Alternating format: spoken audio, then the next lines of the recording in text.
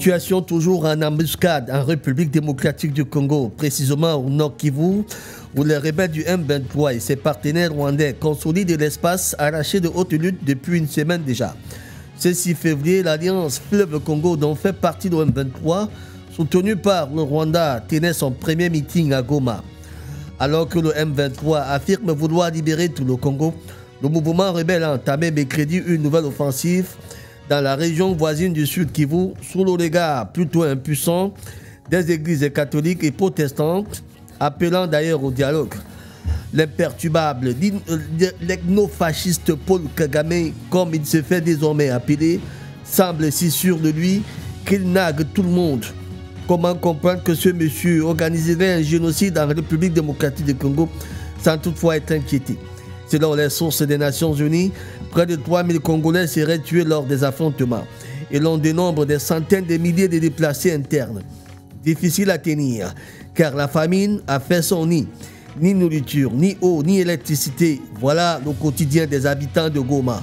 Toutefois, l'évolution du calcul politique des parrains du groupe rebelle M23 risque de déclencher une nouvelle guerre dans la région des Grands Lacs, ce qui souligne à coup sûr l'importance pour les médiateurs africains et les partenaires mondiaux d'agir rapidement pour endiguer le combat.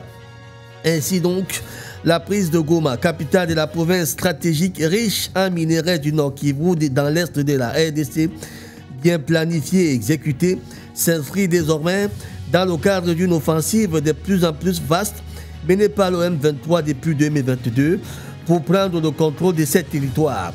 Cette évolution s'est accompagnée de tentatives de mise en place d'une administration civile au parallèle dans les zones contrôlées par le M23, ainsi que d'une intensification de l'extraction minière. Cela suggère désormais que le groupe rebelle et ses soutiens régionaux ont des objectifs à plus de long terme pour maintenir et potentiellement étendre leur contrôle territorial. Pourquoi donc la RDC serait choisie et personne d'autre? Et si le plan de balkanisation du Congo par les Tutsis rwandais était plutôt en marche? Ces questions nous intéressent, vous intéressent aussi, dans le cadre de ce débat hebdomadaire. Madame, Monsieur, bienvenue à tous et à toutes. Bienvenue à la Palabre intellectuelle. Bienvenue au débat.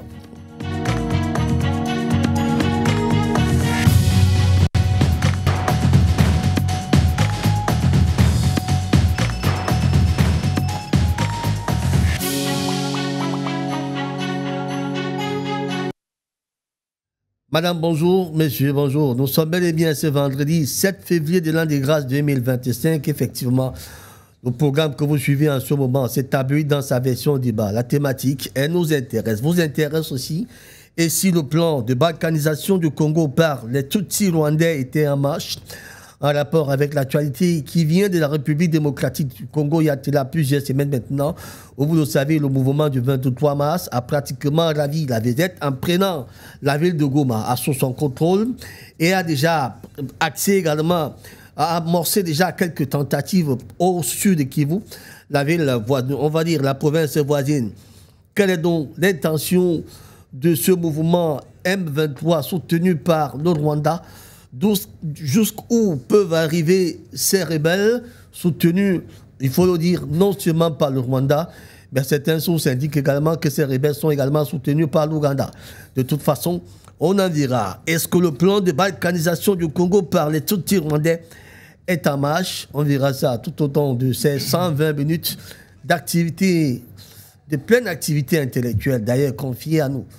Lors de ce programme. Merci beaucoup de nous rejoindre. Vous êtes sur Dachivi pour ceux qui prennent l'antenne à l'instant T. Nous émettons sur le 325 pour ceux qui nous regardent à travers le bouquet Canasat. Nous sommes au 790 dans le Time, 792 pour ceux qui sont sur StarTime. Vous pouvez également prendre notre signal à travers d'autres satellites tels que Amos et Telsat et bien d'autres. Nous sommes visibles également à travers le monde entier via nos réseaux, nos plateformes. Et d'ailleurs, la jeune Stéphanie est là pour gérer tout cela. Merci de nous rejoindre. Ce matin, nous avons l'honneur d'accueillir le révérend pasteur Patrice Méthoté et de la société civile, prospectiviste, pasteur. Il est d'ailleurs à mon extrême droite. Bon révérend, bonjour. Merci Pépin, bonjour à M. Abena, bonjour à à mon copanéliste que je vais découvrir tout à l'heure. Et je salue également la technique sans laquelle nous ne serons pas là. Bonjour au docteur qui nous regarde de l'autre côté. Et j'espère qu'on aura une bonne émission.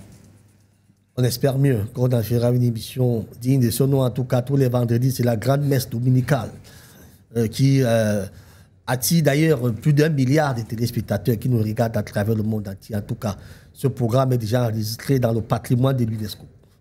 Je voudrais nous dire, ce programme est enregistré dans le patrimoine de l'UNESCO.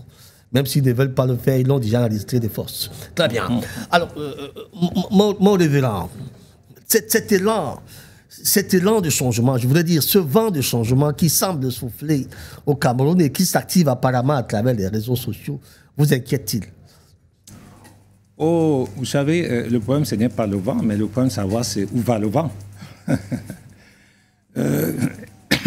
Excusez-moi, je pense à un homme qui, un sage de la Bible, je ne veux pas le nommer ici, il y a un vieillard qui vient lui rendre visite la nuit. Et puis il lui parle des choses éternelles. Un grand docteur, 80 ans à peu près. Il vient voir un jeune homme qui a l'intention, la prétention de changer le monde. Là, je parle en parabole. Ceux qui comprennent vont comprendre. Ils comprennent vont comprendre. Voilà. Et puis le jeune homme lui dit, tu sais, un grand docteur comme toi, comment se fait-il soit docteur et tu ne comprennes pas quand je parle de ces choses? Et le docteur lui dit, écoute, mec, est-ce que je dois rentrer dans le ventre de ma mère pour naître de nouveau? Il dit au docteur, ces choses, c'est comme le vent qui se lève. Quand le vent se lève, tu ne sais pas d'où il vient, tu ne sais pas où il va. Alors, la question, ce n'est pas est-ce que le vent s'est levé?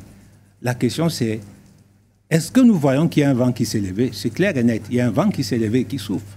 Alors, la grande question, c'est où va le vent?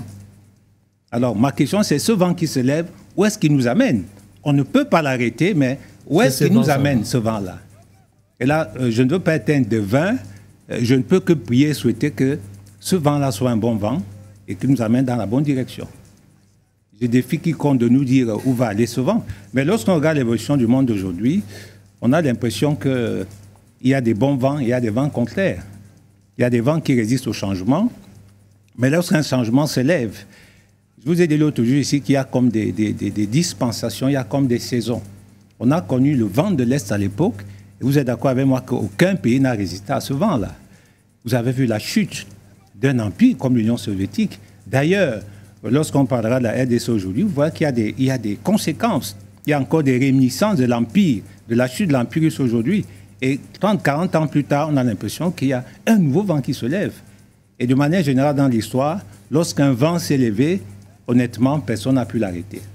Alors, le vent du Cameroun, moi, je peux peut-être vous parler de manière eschatologique, mais je vous dirais qu'il y aura du vent, il y aura des grands bruits, mais après, il n'y aura rien. C'est-à-dire que ce sera un changement pacifique. Je crois que je reviendrai ici un jour vous dire que malgré ce vent qui se lève, malgré ces tempêtes, malgré la tentative de certains d'attiser, de souhaiter que ce vent ne vienne pas seulement avec du vent, avec de l'oxygène, mais qui vienne avec du feu et des tempêtes, moi je vous dirais qu'à la fin, ce pays est un pays de paix. Interrogez la devise du Cameroun.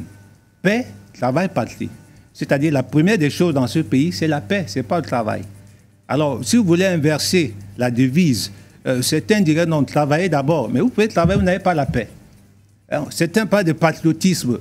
Vous pouvez être patriote, vous défendez votre nation, mais vous n'avez pas la paix. Regardez le cas de la RDC. Alors moi, je dis, paix, travail, patrie, la paix va régner dans ce pays par tous les moyens. Merci beaucoup, voilà. Pour cette première prise de parole, effectivement. Vous avez commencé par la parabole, je ne sais pas si les gens l'ont suivi. Vous avez fait comme votre maître, hein. Je suis qui parlait toujours en parabole, avec du mal à se faire entendre parce qu'il parlait toujours en parabole. Mais là, nous parlons aux grands-mamans qui nous regardent, parce qu'il y a les grands-mamans qui nous regardent, qui aiment bien cette émission. En tout cas, elles aiment me regarder. Et puis, il faut qu'on leur dise des choses avec un langage, qu'elles comprennent bien, de terre à terre. Effectivement, je vous invite à le faire désormais, bon, là, pour que nos mamans ne soient pas perturbées au niveau de la compréhension de cette affaire. Merci beaucoup. Bon, là, de nous avoir rendu visite ce matin. Nos deuxième invité sur ce plateau, pas des moindres, connu d'ailleurs des téléspectateurs de Tabu dans sa version débat. Il est d'ailleurs l'un des fidèles. Il est avec nous depuis le début de cette émission, lui aussi. le docteur ingénieur Jean-René Ndouma-Fils, notre ami trop personnel, universitaire, expert financier, économiste, consultant, écrivain, auteur de l'ouvrage Description monétaire au centre Afrique, au centre de l'Afrique, au centre Afrique, effectivement. L'auteur même est là pour nous dire ce que ça signifie. Alors, nous avons le plaisir de recevoir notre ami panafricaniste, docteur ingénieur Jean-René Ndouma-Fils. Docteur, bonjour. Bonjour mon cher Pépin, c'est un grand plaisir d'être là. C'est surtout un honneur de partager un plateau aussi prestigieux. Parce que chaque fois qu'on est sur un plateau, sur votre plateau, tabloïd débat, on apprend énormément. Il faut juste être attentif. Donc je suis honoré par tous les copanélistes qui sont là aujourd'hui, particulièrement le révérend qui a déjà pris la parole.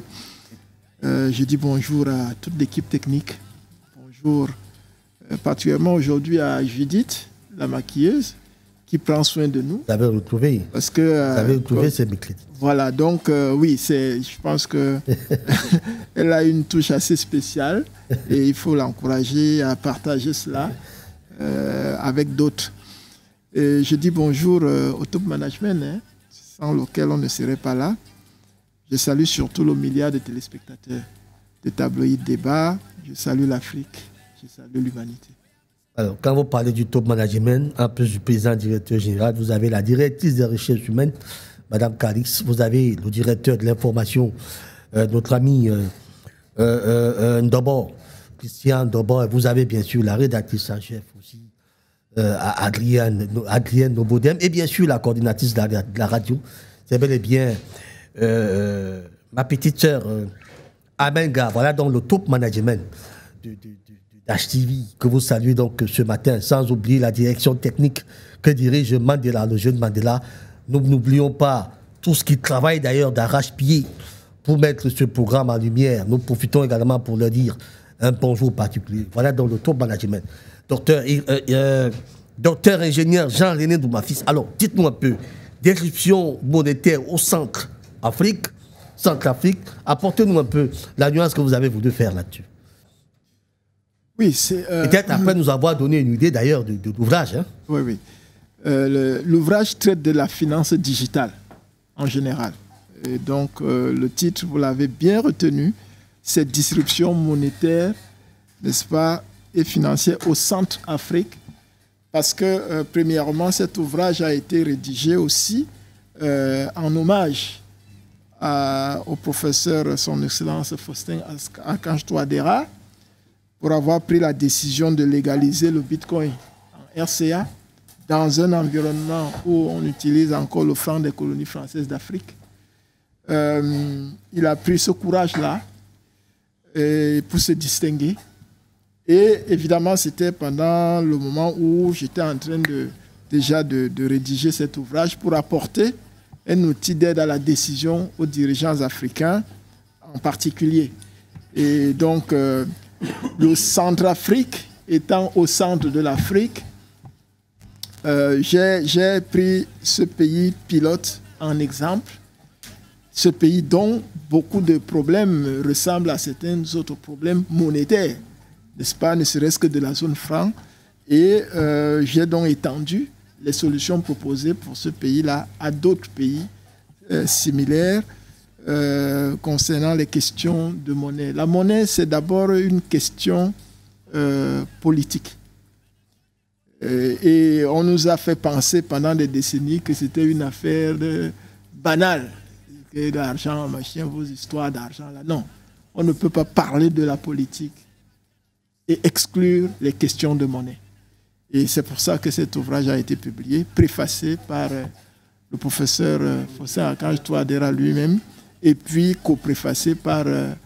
Alain-Olivier Mekoulo-Vonda-Akam, le directeur général de la CNPS, qui a été l'un des tout premiers dirigeants au Cameroun à pouvoir porter la question de la monnaie digitale dans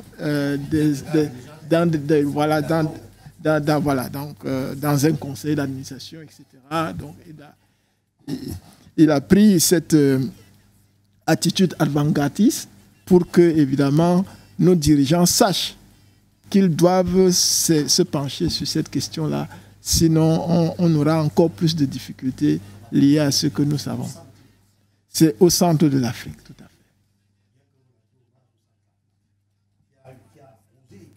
prendre les devants de la CEMAC, mais la question demeure, reste au centre de l'Afrique.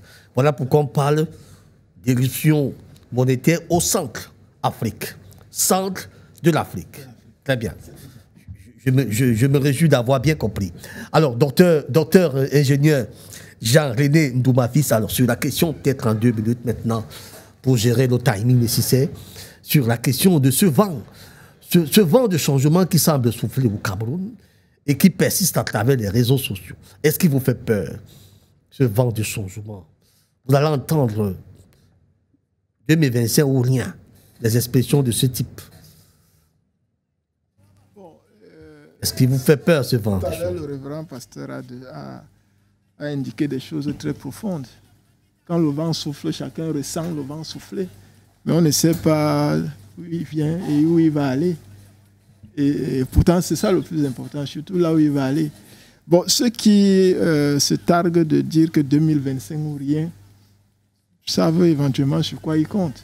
Je note quand même que parmi quelques sons de cloche, je ne vois pas un dirigeant, un décideur parmi ceux qui le disent. C'est-à-dire que ceux qui ont le pouvoir et qui peuvent éventuellement chercher à influencer la direction de ce vent-là ne parlent pas. Et ils détiennent le pouvoir. Donc, je pense que c'est d'ailleurs ça qui fait qu'on puisse émettre des réserves sur ce qui pourrait arriver. Ce que nous souhaitons, et là je m'aligne sur ce que le révérend avait déjà dit, c'est qu'il y ait la paix. Parce que le Cameroun restera, demeurera. Chaque individu va passer. Donc, ce que nous avons en commun, c'est le Cameroun. Et personne ne doit chercher à donner l'impression qu'il va s'ériger au-dessus du Cameroun. C'est pour ça que nous devons tous contribuer pour qu'il y ait la paix. Quels que soient les changements que nous souhaitons avoir, mais dans la paix et dans le respect des règles qui ont été mises en place. Très bien, merci beaucoup. Docteur ingénieur Jean-René Ndoumafis, universitaire, respect financier, économiste, consultant, écrivain, auteur de l'ouvrage Disruption monétaire au Centrafrique. Notre troisième invité, il n'est pas sur ce plateau, mais il est en Guadeloupe. Effectivement, nous l'avons déjà en repérage depuis le début de cette émission. Docteur Irénée Giniem, effectivement, est avec nous. Docteur Irénée Giniem est universitaire, auteur, membre de l'association guadeloupéenne Racine pour le lien du continent et ses diasporas, panafricaniste lui aussi.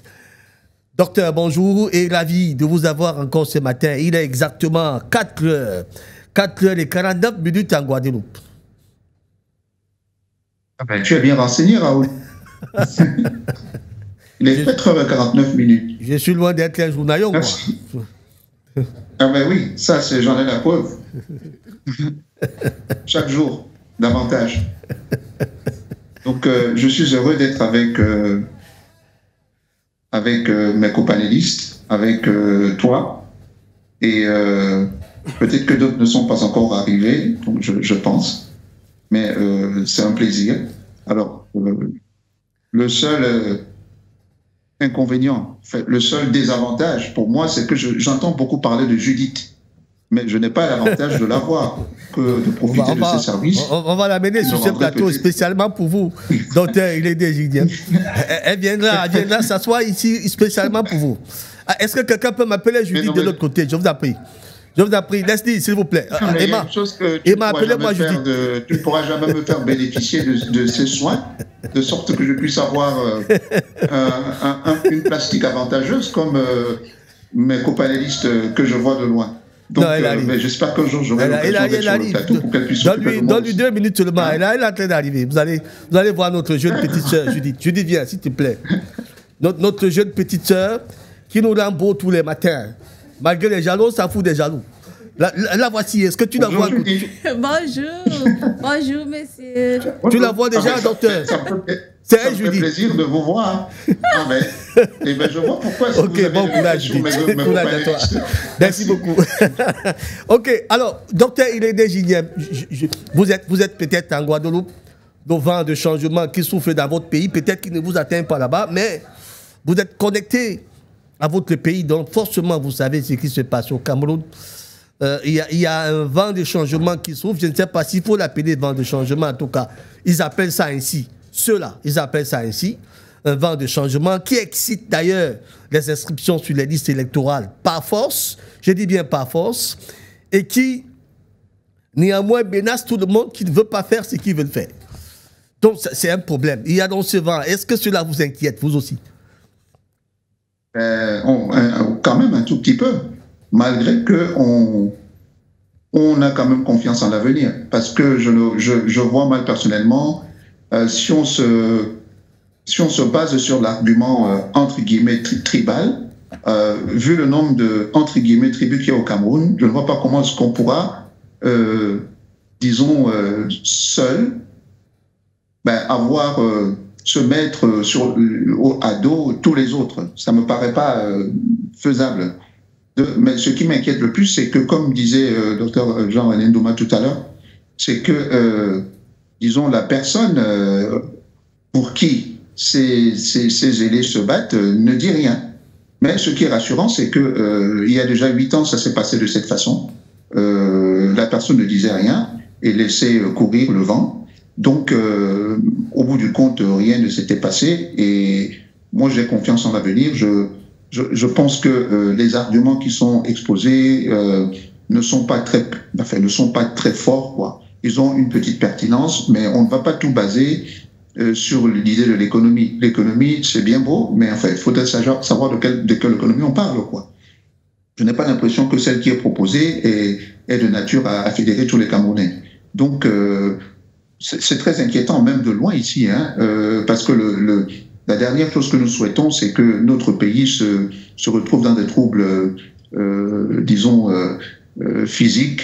Hein. Déjà, il y a beaucoup de troubles économiques, enfin beaucoup de problèmes économiques. Hein, et à cela, il faudrait pas rajouter l'aspect délétère d'une guerre, quoi. Il faudrait qu'on se ressaisisse et qu'on essaye de résoudre nos problèmes de façon apaisée et intelligente. Donc, bon, mais personnellement, même à des milliers de kilomètres de la Guadeloupe, du Cameroun, ce qui se passe au Cameroun m'a toujours intéressé. Je me rappelle une fois un collègue qui me demandait dans un autre pays, qui me demandait, mais comment tu fais, toi? Tu lis les journaux du Cameroun, tu es ici en Arabie, tu lis les journaux du Cameroun. Mais je lui ai dit, j'ai jamais pu lui trouver une réponse parce qu'elle se trouve en moi. Et ça n'a jamais changé. Encore qu'aujourd'hui, la Guadeloupe n'est pas si loin du Cameroun que ça. Hein. Et voilà, quoi. Ici, c'est beaucoup plus connecté au Cameroun, en Afrique en général. En tout cas, les milieux que je fréquente. Vous faites d'ailleurs partie des vrais diasporas. Des vrais diasporas. On dit bien les vrais diasporas, parce qu'il y a des fausses diasporas. Vous faites partie des vrais diasporas. Oui. Ceux qui portent le flambeau de la nation au-delà des frontières camerounaises. Et vous faites honneur d'ailleurs à ce pays, de par le poumon économique que vous renforcez davantage, ce que vous apportez aux institutions ailleurs, démontre à suffisance que vous êtes de la vraie diaspora. Je dis bien la vraie. La vraie, je précise bien les mots. La vraie diaspora. Merci, c'est un honneur. Merci beaucoup, docteur. 120 minutes d'activité intellectuelle. Vous participez également à cette activité. Permettez-moi de continuer mon tour de table, effectivement, à mon extrême droite maintenant. Lui aussi, il est connu des téléspectateurs de Tabloïd dans sa version débat, effectivement, Junior Rabina, homme politique, coordonnateur régional du MPCC, d'ailleurs, pour la région du littoral, nous rejoint également ce matin. Junior, bonjour. Bonjour, mon cher Raoul. Bonjour à tous nos co-panélistes et nos millions de téléspectateurs qui nous suivent à ce rendez-vous incontournable de Tabloïd dans sa version débat. Alors, votre parti politique, j'imagine, il va compétir parce que vous avez ce qu'il faut pour aller aux élections en 2025, à cette élection présidentielle en 2025. Vous êtes directement concerné par les menaces qui semblent embrouiller l'univers socio-politique du Cameroun. Et vous vous demandez, est-ce que cela vous inquiète? Oui, la dégradation du climat socio-politique au Cameroun ne peut laisser personne indifférent. Nous voyons la montée des discours haineux, le repli identitaire, le mapartiste, c'est-à-dire que notre part, c'est notre tour. Si ce n'est pas lui, il n'y a personne. Donc, autant de choses, ça nous met dans une situation inconfortable où nous posons la question, où est vraiment la démocratie au cœur de cet enjeu, parce que nous voyons que pratiquement il y a un agenda qui est déjà pratiquement savamment et minutieusement huilé dans le cadre de tout ce qu'on peut appeler contestation ou bien post-électoral ou pré-électoral. Vous voyez que c'est un climat qui est tellement délectaire et ça amène... il faudrait que les pouvoirs publics soient très vigilants. Nous sommes un peu indignés de voir que sur la toile et même à travers les médias interposés, les échanges sont tellement rudes et durs au point où on se demande est-ce qu'on va arriver vraiment en octobre? Parce que le parcours est encore long, même s'il est court en termes de durée, mais si les velléités se font découvrir, dévoiler très tôt comme ça, on se pose demain la question, est-ce que le peuple est au cœur même le peuple qui est au cœur des enjeux, parce que c'est l'électorat, c'est le peuple qui vote, c'est dans son âme et conscience, c'est-à-dire que le libre arbitre qui amène l'électeur à prendre le bulletin. Mais maintenant, lorsqu'il y a des tractations au point où des déclarations, tel n'ira pas aux élections, tel n'a pas qualité, tel ne peut pas... Vous voyez, même au niveau du PCRN, on est en train de fragmenter le parti. Donc, ça devient très compliqué, on ne comprend plus. Et puis, moi, je dis, il faut faire très attention. Le gouvernement a intérêt à mettre la pédale douce pour éviter que ça dégénère et que nous ne sommes pas prêts. Parce que, voyant déjà les prémices de ce qui se passe au niveau de la population avec les mouvements d'humeur par rapport aux troubles que nous vivons dans toutes les localités du pays. Alors, si un trouble politique aussi vient s'ajouter, nous avons peur que ça puisse s'embraser et devenir incontrôlable. Vous avez certains compatriotes qui s'érigent d'ailleurs ce droit de dire que tel parti ne peut pas faire campagne dans tel endroit, tel parti ne fera pas campagne dans tel endroit, comme si ils avaient le monopole. On va dire le pouvoir de la violence, comme s'ils avaient la légitimité de la violence, comme s'ils étaient seuls violents au monde. Même le cafard est violent, hein? Même le cafard est violent. Même la mouche est violente. En tout cas, quelqu'un avait dit l'éléphant est si costaud, mais les guilles, là, lorsque vous piquez des guilles sur l'éléphant, mais l'éléphant sent mal. Effectivement, ça veut dire que même les petits poussés là peuvent faire très très très mal. Très bien. Ça nous permet de sortir avec notre grand frère personnel qui nous a également rejoint ce matin, le président Badakani, en politique président du nouveau mouvement populaire panafricaniste en l'âme, précurseur des journées africaines du panafricanisme qui ont déjà fait 6 éditions au Cameroun, effectivement. Le président Badakani a répondu à notre convocation civile. Président, bonjour. Bonjour, mon cher papa.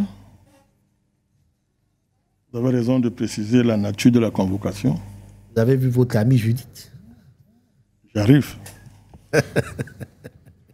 Pourquoi vous voulez me dévancer? Donc, je te salue. Merci de m'avoir invité. Je m'excuse pour mon retard. Ce n'est pas dans mes habitudes. Je suis même convalescent. Mais comme je ne voulais pas te faire un faux bond, j'ai tenu à être là. Normalement, j'aurais dû rester à la maison. Mais bon, je n'ai pas eu à te prévenir depuis 1 ou 2 jours, donc ce n'était pas élégant de ma part. J'ai préféré venir, même avec un petit retard. En respect aussi pour mes co-panélistes. Être là dans vos habitudes, président. Oui, tout à fait. Être là. Ouais. En respect aussi à l'égard de mes co-panélistes. C'est toujours un immense plaisir pour moi de les retrouver dans le cadre de ce dîner intellectuel, un dîner de combat aussi. Donc je les salue très très respectueusement, Dr Doma, notre pasteur, notre cher pasteur, mon ami qui représente le parti du président Gouet, et enfin Gilles Niem, pour qui j'ai un respect particulier au regard des sacrifices qu'il fait pour être avec nous dès que vous l'appelez. Donc vraiment, je le salue de manière spéciale. Je m'arrête sur les techniciens, toujours les tirer la révérence, parce que c'est grâce à eux que nous sommes visibles devant l'écran, sommes visibles sur l'écran. Ils font un travail extraordinaire en back-office. Donc je les tire ma révérence. Et enfin, ma chère maquilleuse, qui est devenue star mondiale maintenant, c'est très bien. Mais ce matin, je n'ai pas pu bénéficier de ses services. Voilà. Mais bon, c'est pas grave. Puisque Julien m'apprécie, quand il viendra ici, il va bénéficier de ses services. Voilà. On est devant un de ses formateurs qui est très heureux de voir ce qu'il a, le produit qu'il a fabriqué, etc. Donc je suis très content d'être là. Président Badakani, Gilles sera ici au mois de mai. Je ne trahis pas, c'est clair. Bon, on attend. Ouais, ben, on va nous réserver l'accueil. S'il ne vient pas au mois de mai, tant pis pour nous. Nous, on a déjà dit qu'il sera là au mois de mai. Alors, Président Badakani, vous êtes un homme politique de la première heure au Cameroun. Vous avez été de tous ces combats. D'abord, vous aimez, alors répétez que vous avez fait la prison par 2 fois. 2 fois, c'est petit. Vous êtes sérieux? Très bien. Vous aimez, alors répétez. C'est dire quand même plusieurs fois. Vous êtes une expertise loyale pour les affaires politiques de ce pays. Alors, je souhaite également voir la position de votre parti, le nouveau mouvement populaire, dans cette langue, dans ce vent. C'est vrai que vos positions, vous avez toujours dit que ça ne sera pas mieux que 2018, où il y avait presque tout cela. Mais on a comme l'impression qu'il y a un autre vent qui est soutenu par un esprit dont on ne maîtrise plus ni les tenants ni les aboutissants. On a comme l'impression que le Cameroun peut basculer, président Badakani. Est-ce que vous voyez une menace envers tout ce qui se passe à travers les réseaux sociaux aux enjeux de cette présidentielle 2025? D'abord, je voudrais singulariser notre démarche à l'égard de tout ce vacarme chaotique et confusionniste. Nous avons fait le congrès du NMP, vous étiez invité, vous étiez là. Tout à fait. Contrairement à d'autres partis politiques, notre congrès n'a pas été convoqué pour désigner le candidat du parti à l'élection présidentielle, pour choisir une alliance ou se préparer à faire une alliance avec quelques forces politiques qui existent sur la scène politique de notre pays. Ce n'a pas été un moment pour faire de la politique politicienne. Le thème du congrès était quoi? Vous étiez là. Pour une action exceptionnelle du vrai Dieu en faveur du Cameroun. Dr Douma était parmi nos invités. Vous avez déjà vu un parti qui fait un congrès à la veille d'une élection présidentielle et à ce type de thématique. Donc, notre positionnement est clair. Connaissant ce qui se prépare au Cameroun, connaissant les menaces qui pèsent sur le Cameroun, connaissant le comportement des soi-disant citoyens camerounais à l'égard de leur pays, connaissant de manière personnelle tous les acteurs politiques du Cameroun, et ayant une modeste expérience géopolitique,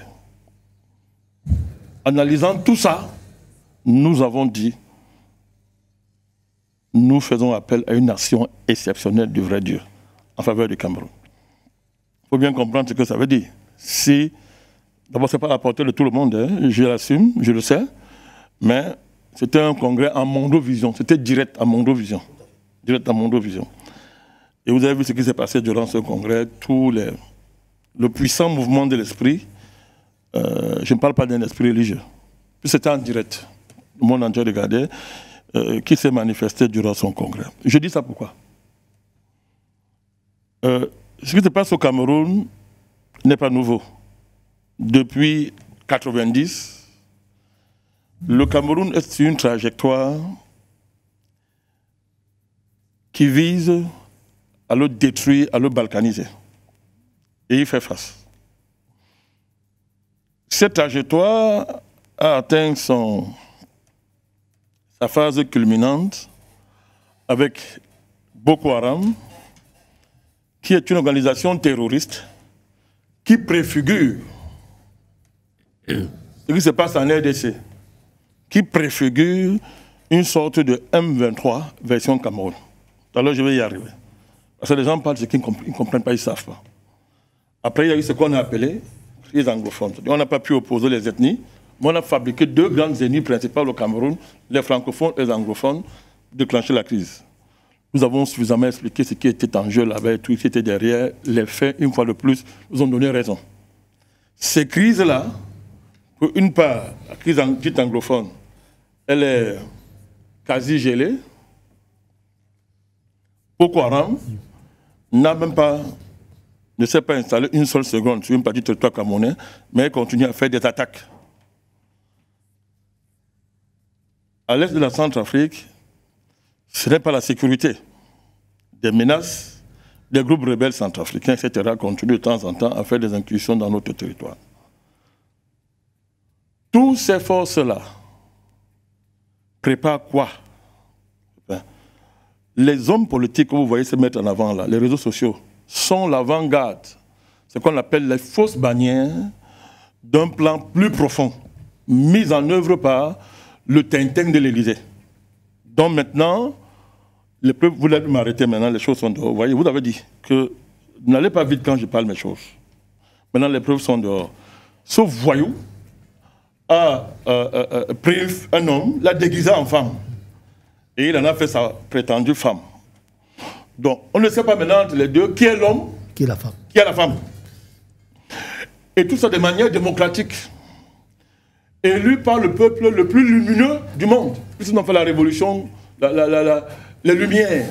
La révolution des Lumières. Voilà la démocratie française. C'est comme ça dans tous les pays européens que vous appelez pays avancés. C'est un niveau de dégénérescence morale et spirituelle, vous ne pouvez même pas imaginer. Mais bon, comme les Africains, eux-mêmes disent qu'ils sont sous-développés par rapport aux Occidentaux développés, sans commentaire, mais de plus en plus, ces vérités vont apparaître et les gens vont comprendre. Donc, ce petit antéchrist qui est à Paris a décidé, c'est la mission qu'il a, de détruire le Cameroun. Tout ce que vous voyez là, c'est l'armée de façade pour distraire les gens. Le vrai plan, c'est de transformer les Boko Haram et consorts en M23, descendant depuis le nord. Je suis à Mondo Vision. Hein.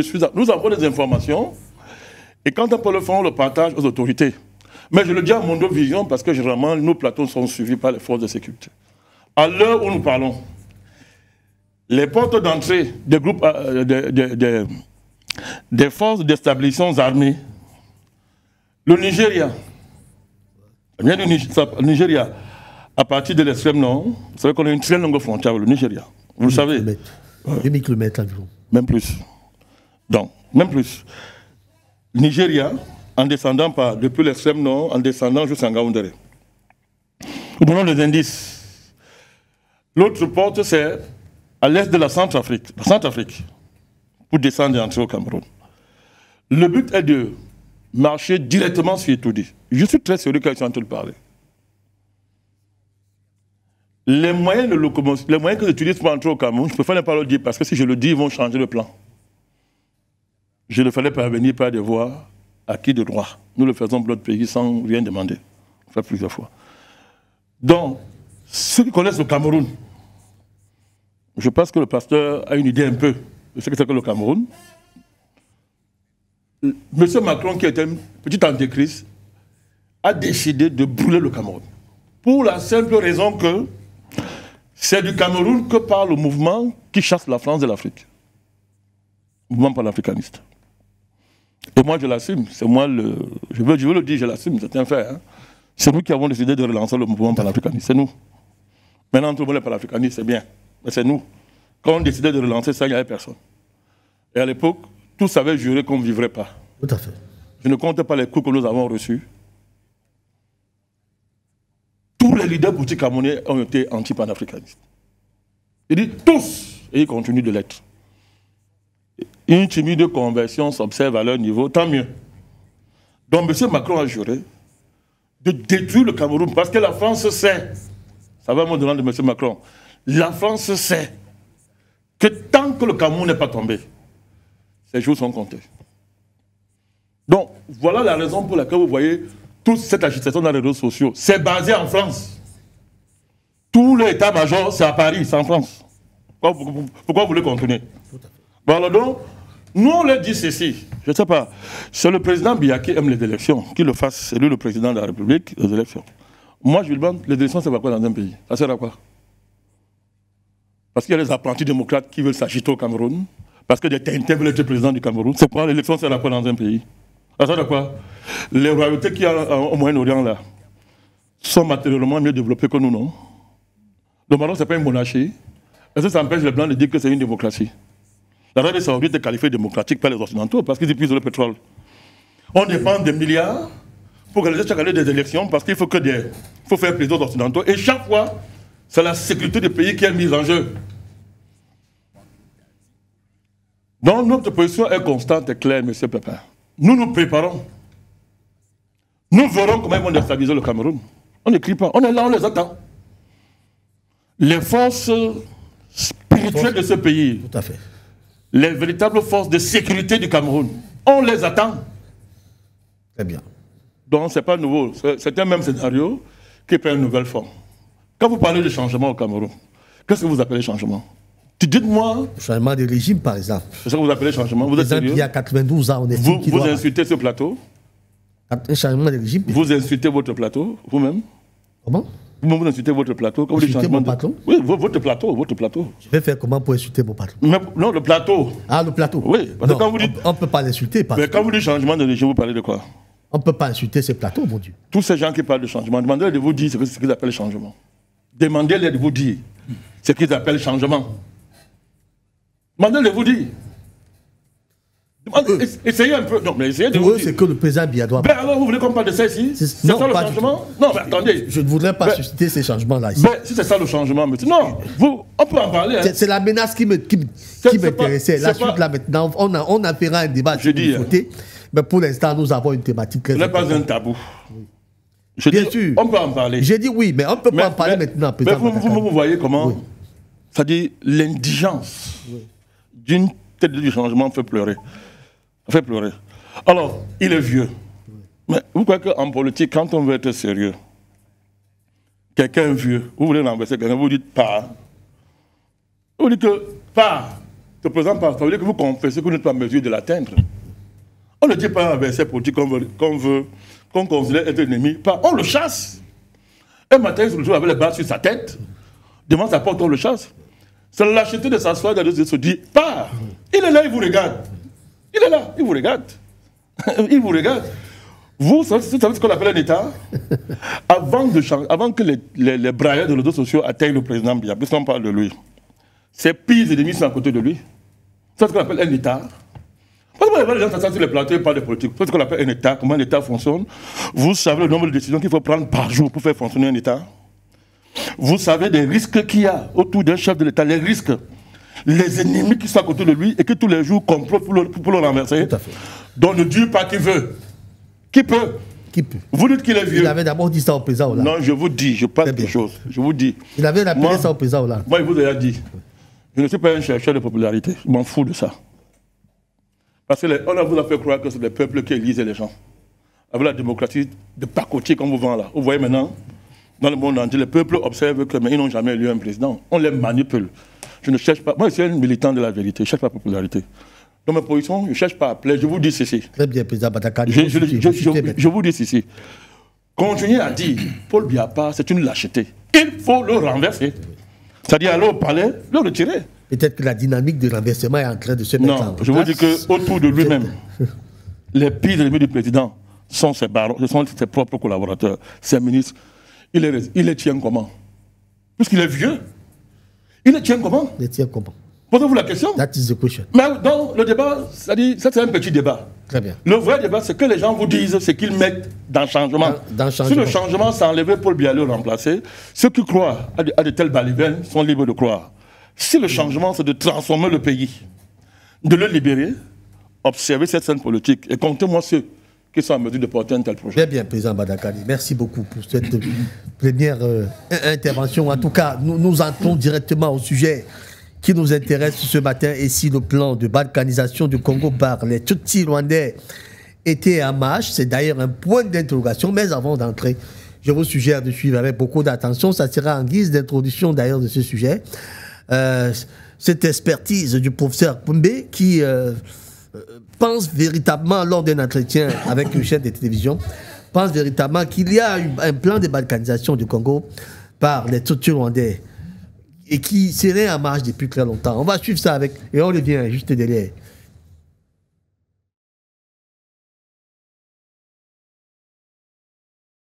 En 1996, alors que le génocide au Rwanda, les génocides au Rwanda, il y en a eu 4, même si on ne parle que d'un seul. Les génocides au Rwanda sont en train de mobiliser l'opinion publique. Je reçois à Kinshasa un coup de téléphone d'un certain Léonce Ndarubakié qui m'appelle. Je venais de sortir du journal à 13h30. Il me dit, Monsieur Kwebe, est-ce qu'on peut se rencontrer à l'hôtel Diplomate, n'est-ce pas, non loin de l'hôpital de Kintambo? Je m'y rends. Je vois un monsieur grand, 2 mètres et quelques, un tout petit pur jus. Il dit, Monsieur Kwebe, ça fait 2 semaines que je suis ici, à Kinshasa. J'attends d'être reçu par le président fondateur, ce n'est pas Mobutu. Et je suis les informations. Je me rends compte, Québec, que c'est vrai, vous êtes un excellent journaliste. Mais excusez-moi, mais vous ne savez pas de quoi vous parlez quand vous parlez du Kivu. Vous ne savez pas de quoi vous parlez.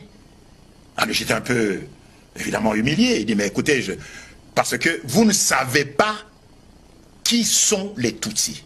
Vous ne savez pas, moi je suis Tutsi, dit-il. Je peux remonter l'arbre généalogique de ma famille jusqu'au XVIIe siècle.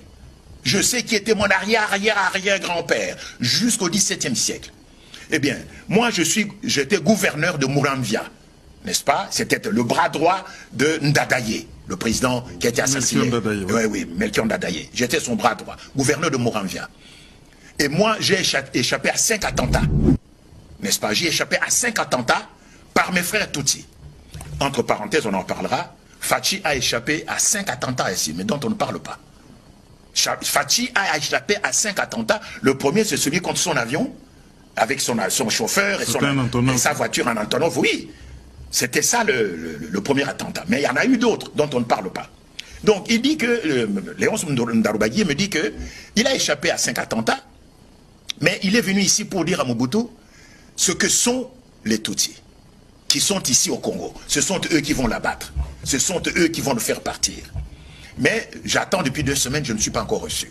Et il me dit, mon cher Kwebe, vous ne savez pas, vous n'avez pas la moindre idée, quelle que soit votre imagination, de la haine que nous, les Tutsis, nous portons aux Bantous congolais.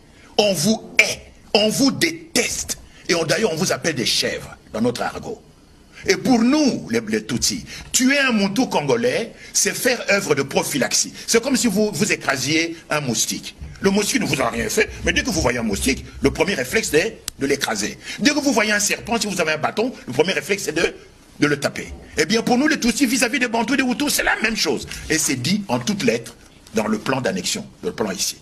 Il dit, on vous déteste, on vous hait, comme vous ne savez pas. Et je vous signale que les Tutsis sont en train de préparer un coup contre Mobutu. Ils ont dû rire sous cap lorsque Félix Tshisekedi disait que Kagame est son frère. Exactement. Mais, écoutez, voilà ce qu'ils disent ici. Tout intellectuel, c'est le point 4 du plan, il y en a 18, il y a 18 points. Hein. Le point 4, je lis. Tout intellectuel Motutsi est tenu de se faire un ami dans tous les services de la République démocratique du Congo pour lui permettre de s'initier à la machinerie administrative de ce service en vue de se préparer au remplacement éventuel à la responsabilité de ce service. C'est le point 4 du plan. Ça vaut la peine de le lire, vous allez comprendre que en fait nous sommes totalement à côté de la plaque. Nous n'avons pas la moindre idée du péril majeur qui plane au-dessus de nos têtes, de l'épée de Damoclès qui est suspendue au-dessus de nous depuis le 6 août 1962. Et nous, qu'est-ce qu'on fait? On a gagné ces élections. D'abord en 2006, en 2011, en 2018. Et il y a 24 candidats, ou 26, je ne sais plus, qui n'ont jamais lu ceci. Alors qu'il y a un péril majeur qui est au-dessus de nous et dont nous n'avons pas pris conscience. Et quand vous en parlez aux Congolais, ils disent, mais Kwebe, vous exagérez, Mboko Yekufate, Nani Nzambe Azo Sala, Yahvé Azo Sala. Mais la Yougoslavie, qui parle maintenant de la Yougoslavie? Juste une petite anecdote. Je vais à Western Union, au guichet, pour envoyer de l'argent au pays. Devant moi se trouvent 2 jeunes blancs, 18-20 ans. À l'époque, il y a cela, on remplissait encore des formulaires. Hein. On leur remet un formulaire qu'ils remplissent pour envoyer de l'argent. Alors, l'employé de Western Union prend le formulaire et regarde. Et c'est une dame. Et elle leur demande, mais où envoyez-vous l'argent? Ils disent, mais c'est écrit là-bas, sur le formulaire, on envoie de l'argent en Yougoslavie. Et la dame leur répond, mais écoutez, messieurs, vous ne savez pas que la Yougoslavie n'existe plus? Moi, j'ai peur, mon cher Kerwin, que dans 5 ou 6 ans, ce ne sera plus une question de parler de la Yougoslavie qui n'existe plus, mais ce sera « Ah, mais vous ne savez plus que la République démocratique du Congo n'existe plus. Aujourd'hui, la Libye n'existe quasiment plus. C'est un pays qui est divisé en 3. La Tripolitaine, la Cyrénaïque et la région de Benghazi. Le Soudan, qui est voisin du Congo, divisé en 2. Le Sud-Soudan, le Nord-Soudan. Avant que la province du Darfour, qui est frontalière du Tchad, ne soit également séparée. Donc, il y a un péril majeur. Le plan de balkanisation du Congo, mon cher Kerwin, existe depuis 1972. Depuis 1972, depuis 51 ans. Et plusieurs chancelleries d'ambassades dans le monde possèdent ce plan. de balkanisation du Congo en vue de la création du Tutsi-land, c'est-à-dire de la création du foyer national Tutsi qui comprendrait l'ancien district du Tanganyika, n'est-ce pas, selon l'ancienne, n'est-ce pas, division administrative, le sud Kivu, le nord Kivu, une partie du Maniema, l'autre partie étant destinée à être annexée par l'Ouganda, n'est-ce pas? Voilà les frontières du Tutsi-land. Donc, le district du Tanganyika, le sud Kivu, le nord Kivu et une partie du Maniema. Ce plan existe et tous les jours, aujourd'hui, comme hier, comme demain, les Tutsis y travaillent patiemment, inlassablement. Depuis Kingakati, où il est réfugié dans sa forteresse, Joseph Kabila y travaille tous les jours. Pendant la journée, Joseph Kabila est un Congolais. La nuit, c'est un Tutsi. Le phénomène Mombondo, les gens ne se posent pas la question, mais pourquoi brusquement les...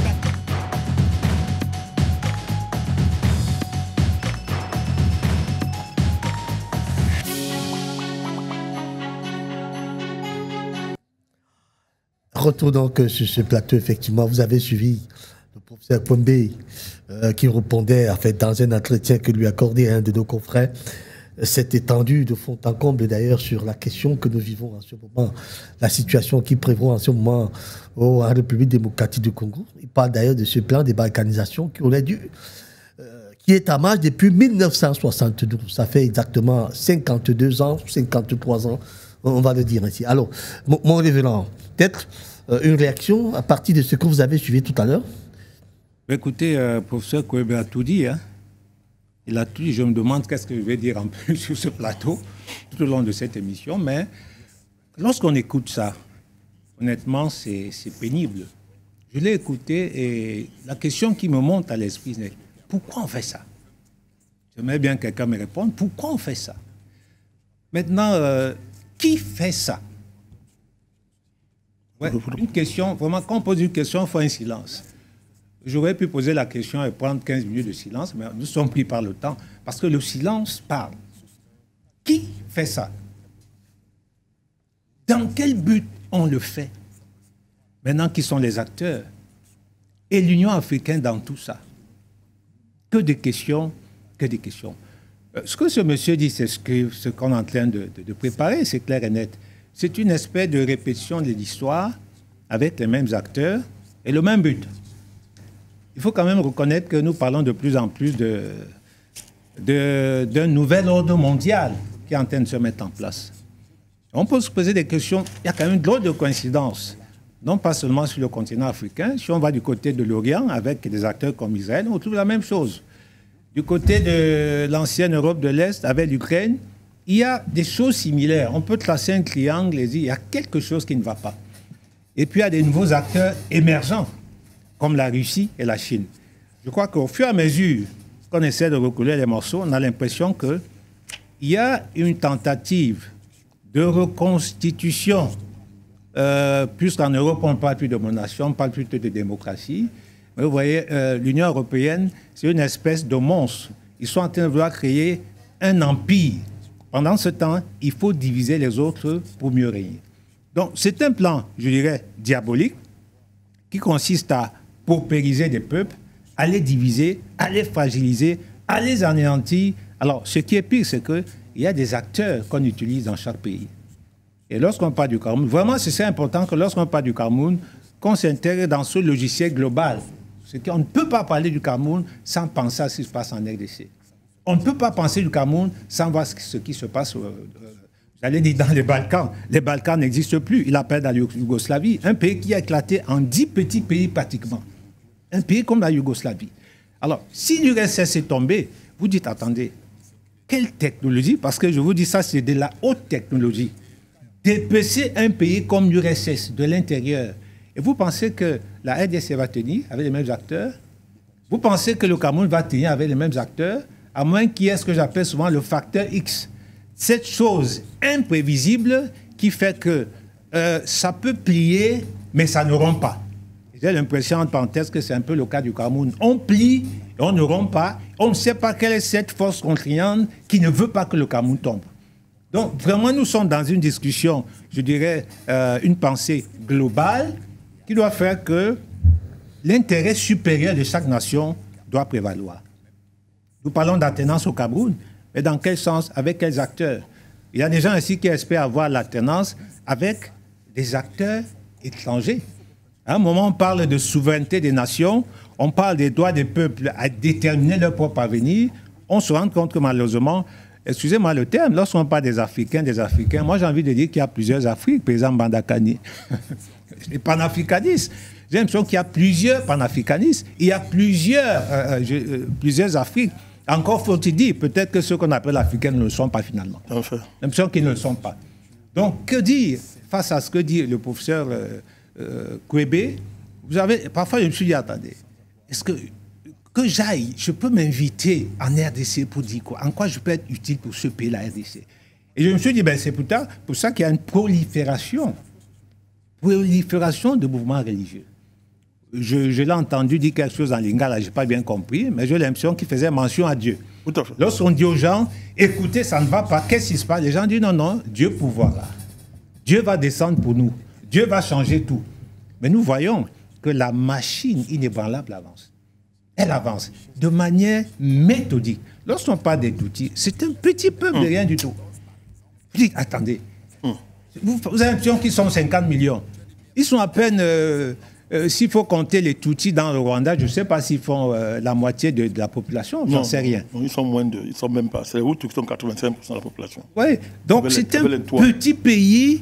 Vous dites, attendez, ces gens-là, je ne méprise pas la capacité des Tutsis à élaborer des stratégies, mais je mets au défi quiconque de démontrer que Kagame peut faire ça tout seul. Ce n'est pas possible. Non. Il y a une machine derrière militaire, il y a une machine en termes de stratégie, il y a une machine en termes d'organisation internationale qui viennent à la rescousse, qui divise l'Afrique, qui saucissonne l'Afrique en une multitude d'organisations africaines, panafricaines, régionales, ainsi de suite. Si vous voyez les organisations africaines, du nord au sud, tout à l'heure on parlait du franc CFA. Vous avez le même franc CFA en Afrique de l'Ouest, c'est la CEDEAO, en Afrique de l'Ouest, c'est la BCEAO, en Afrique centrale, ce n'est pas le même franc CFA. Qui balkanise cela, c'est un but. Vous avez la SADC, vous avez l'Union monétaire africaine, vous avez qu'est-ce que vous n'avez pas? Mais au milieu de tout ça, nous avons l'impression qu'il y a quelque chose qui est en train de se passer. Je ne peux ne pas convoquer l'AS ici, qui a compris que si on ne fait pas alliance, on ne tiendra pas. On ne peut pas tenir si on est seul. On ne peut pas. Et malheureusement, le Congo est seul. Le Congo est tout seul. Et nous avons un chef d'État qui n'a rien compris. Et je suis convaincu que même Tshisekedi est dans le coup. J'en suis convaincu. J'ai entendu dire que Kagame est son frère. Je suis convaincu que M. Tshisekedi est dans le coup. Je ne peux pas comprendre qu'un État comme celui-là, qui a eu des richesses incroyables, n'a pas été capable de mettre en place une armée. Et quand on vous donne même les chiffres de l'armée congolaise, peut-être je me trompe, on parle de quoi? 130 000 soldats, quelque chose comme ça. Vous imaginez, je pensais qu'ils étaient 500 000 soldats. On se dit, mais finalement, à quoi a servi cette armée? Une armée peut-être à mater les civils. À mater les civils. Où est l'armée congolaise? C'est une armée qui est capable de marcher en une semaine et de prendre Kigali. Alors moi, j'entends parler de paix, de paix, de paix, et le plus mendiant de la paix dans cette affaire, c'est malheureusement le président Tshisekedi. Vous n'avez pas besoin de mendier la paix, vous devez la prendre par tous les moyens. Il a dit il y a quelque temps qu'il est prêt à mourir pour la paix. Mais vous ne mourrez pas pour la paix, vous écrasez votre adversaire. C'est M. Kagame qui devait être en position de mendicité. Tenez-vous bien, la situation est grave là-bas parce que, à Goma par exemple, à Goma, on a vu le chef du M23 jouer un peu le rôle de gouverneur. Les populations sont en train de marcher avec lui. Ils font la propreté dans la ville. Il est en train de coloniser la population. En fait, il ne reste plus qu'à ces gens à dire que nous avons décidé de basculer du côté du M23. Encore faut-il faire une enquête. Que ces populations dont on parle, le ministre de la Communication est très en colère.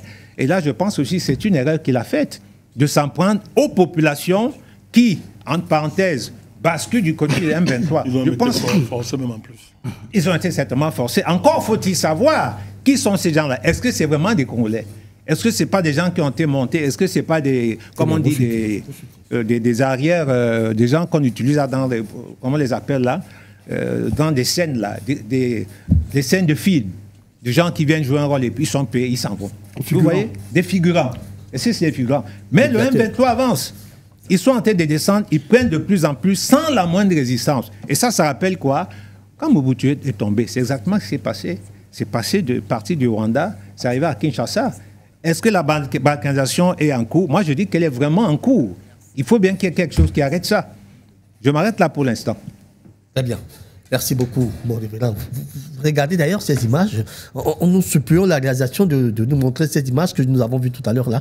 Comment le M23 recule déjà au sein de l'armée. Tous les prisonniers, tous ceux qui ont été faits prisonniers de guerre par le M23 ont rejoint les rangs du M23. Désormais, ils vont combattre. Ils vont combattre aux côtés du M23. Et je rappelle que le M23 n'a que 6 000 hommes pour l'instant. À côté de ces 6 000 hommes, il y a 4 autres 1000 hommes qui viennent du Rwanda, que le Rwanda a donné certaines informations d'après l'enquête qui est ouverte par le système des Nations Unies. On précise clairement que l'Ouganda apporte également son appui au M23 à Paul Kagame. Quand on sait la relation qu'il y a entre Paul Kagame et Museveni de l'Ouganda, ça ne surprend personne parce que vous allez vous rappeler d'ailleurs que Museveni est arrivé au pouvoir grâce à Kagame et Kagame également est arrivé au pouvoir grâce à Museveni. Donc, ils se connaissent, ils se donnent toujours des coups de pouce de temps en temps. Et c'est tout à fait le cas. Docteur, ingénieur Jean-René Ndoma fils, peut-être, vous allez également peut-être donner, par rapport à la vidéo de tout à l'heure, vous souhaitez rebondir? Oui. Quand moi j'ai écouté le professeur Kwebe, j'ai réalisé la profondeur de mon ignorance et de la situation entre le Congo et le Rwanda. Ça m'a effectivement poussé à faire quelques recherches parce que la situation paraît très complexe. Avant ce plateau, j'ai été convié sur d'autres plateaux pour analyser, n'est-ce pas, le conflit qui oppose ces deux pays frères.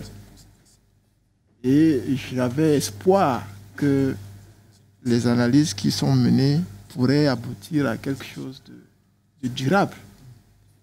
Parce qu'on voyait les éventualités de cesser le feu. Vous savez que, je crois en décembre, il y a eu une rencontre qui devait avoir lieu, qui n'a pas pu avoir lieu entre Kagame et Tshisekedi, etc.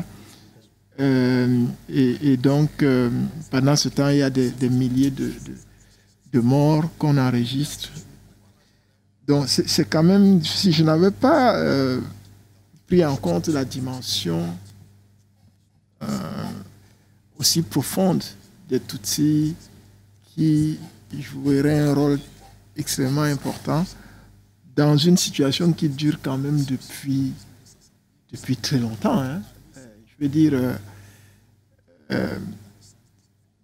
depuis les indépendances factices, la RD Congo n'a jamais connu véritablement la paix.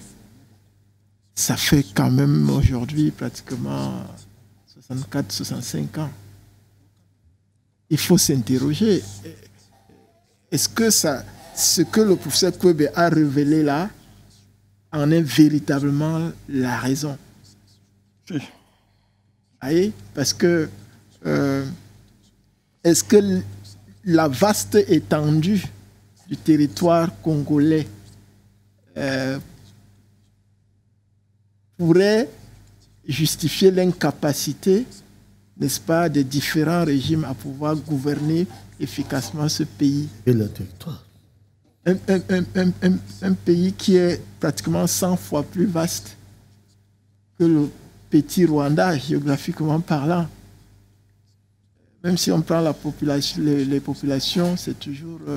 on a 110 millions à peu près au Congo, on a à peine 16 millions au Rwanda. Donc, il y a autant de questions. Est-ce que c'est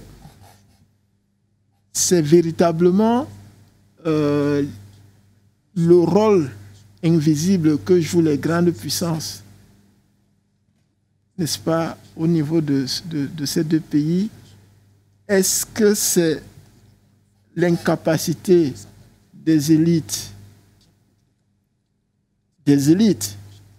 qu'elles soient congolaises ou rwandaises, à pouvoir gérer ce qu'on peut appeler l'héritage colonial? C'est autant de questions qui nécessitent des réponses et dont les réponses ne sont pas encore connues et qui peuvent donc justifier que le mal soit extrêmement profond. Si c'est aussi compliqué, est-ce qu'il faille véritablement compter sur un certain sursaut d'orgueil de quelques dirigeants pour qu'on arrête le massacre? Parce qu'il s'agit d'abord des morts, des innocents qui meurent tous les jours, chaque instant qui passe. Des gens meurent là-bas. Donc c'est vraiment, a priori, c'est ce que je peux relever. Et le temps que peut-être je puisse donner mon point de vue sur la suite de cette thématique-là. Alors, on dit quand même que la chute de Goma aux mains des rebelles du M23 a d'ailleurs provoqué une onde de choc. On peut encore avoir une guerre plus grave que celle qu'on a eue aux années 1990, aux années 1990-2000, où il y a d'ailleurs eu 7 armées africaines qui ont intervenu, qui ont pris part à cette guerre. La crise des Grands Lacs, la grande crise des Grands Lacs que tout le monde connaît. Donc, c'est une situation qui perturbe un peu. Docteur Irénée Gignem, alors, vous avez suivi avec nous le professeur Kwembi. Peut-être que vous souhaitez réagir là-dessus. J'ai un gros problème à Raoul depuis le début. Après les présentations, je n'ai rien compris. Je n'ai rien entendu. Le son ne passe pas. C'est que des petites briques que j'ai. C'est aussi ça la magie. J'ai compris la question de base, mais après tout ce que mes copanélistes ont dit, je n'ai rien pu percevoir. C'est très embêtant. Donc, alors, j'essaie de vous comprendre. La question de base, c'était est-ce qu'on va vers une balkanisation nouvelle du Congo? Vous ne parvenez pas. C'est ça la question. Vous ne parvenez pas à suivre les échanges sur le plateau? Du tout. Les échanges sur le plateau, vous ne suivez pas? Au début, lorsqu'on a pour les présentations, ça s'est passé. Mais tout ce qui a été dit avant là, le pasteur et puis Dr Nouma, je n'ai rien entendu. Du tout. Même ce que le président Badakani avait dit vers la fin ne passait plus. Donc, alors, ok, on va demander peut-être la réalisation, on va essayer d'ajuster, voir ce qu'il y a, mais vous savez, c'est un problème de réseau parfois qui peut perturber aussi. Hein. Oui, bien sûr. En tout cas, Samuel Aboye, là, il va s'activer à voir ce qu'il y a lieu de faire avec notre ingénieur du son, Leslie, qui assure le son ce matin. Ils essaieront de voir ce qu'il y a lieu de faire pour que vous puissiez suivre des échanges sur ce plateau. Docteur Irénée Gignem, on comprend, donc vous êtes totalement isolé. Alors, la question que je vous pose maintenant, c'est finalement, on a 6 000 hommes qui combattent avec le M23, on a 4 000 hommes qui viennent du Rwanda, ça fait 10 000. Vous avez ceux qui sont encore récupérés par l'armée, par le M23. C'est l'armée, ceux qui ont fui l'armée pour rejoindre les rangs du M23, on les compte aussi par centaines. Donc ils sont assez nombreux. Alors, est-ce qu'on n'a pas peur qu'on risque encore d'avoir une autre crise dans le Grand Lac, comme on en a eu des années 2000, 1990-2000, où cette armée était obligée de faire partie de cette guerre? On pourrait en avoir maintenant quelque chose de plus dangereux. Je crois qu'il faut s'en inquiéter de toute façon. Et j'ai l'impression que le contexte mondial s'y prête un peu.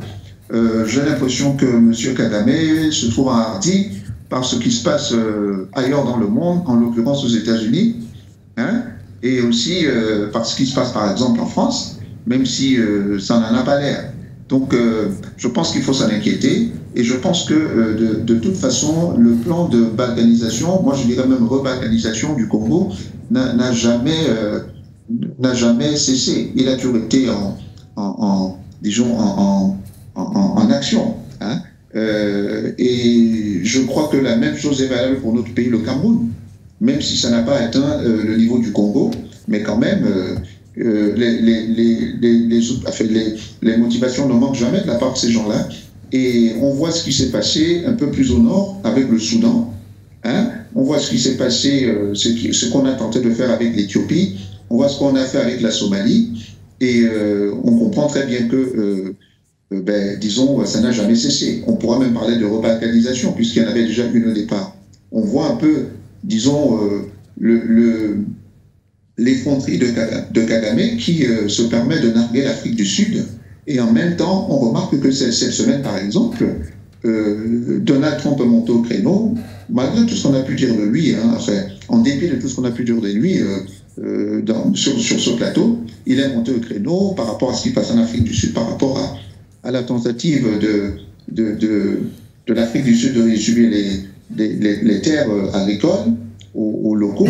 Et il y a Elon Musk qui est maintenant du pouvoir américain. Donc tout cela, disons, n'est pas très rassurant pour le Congo, hein, ni d'ailleurs pour le Cameroun, à mon avis, parce que la situation elle porte à inquiétude. Hein. Donc, la balkanisation, elle est en marche. Hein. Elle est en marche. Et la chose qu'on peut craindre aujourd'hui, c'est qu'elle puisse finalement aboutir. Parce que je ne comprends pas qu'un grand pays comme le Congo, mais je ne suis pas le premier à le dire, se retrouve démuni par un petit pays comme le Rwanda, quels qu'en soient les soutiens du Rwanda, parce que le Congo est quand même un énorme pays qui aurait pu avoir une armée capable de porter de challenger l'armée d'un petit pays comme le Rwanda, quelle que soit la nature de ses soutiens et de ses équipements. Le Congo pourrait aussi s'équiper en conséquence pour pouvoir faire face à la situation. Donc, alors, moi d'ici, je n'entends pas beaucoup les Congolais, malgré, il n'y a que les réseaux sociaux. Mais je ne sais pas si vous, au Cameroun, par exemple, vous avez des informations sur ce que pensent les Congolais, la nation congolaise, sur ce qu'ils font eux-mêmes au niveau même médiatique pour pouvoir, disons, sensibiliser à leur situation, pour qu'on puisse mieux savoir ce qui se passe. Mais l'Europe aujourd'hui, l'Occident globalement, est dans une situation économique qui n'est pas très réjouissante pour elle et pour eux.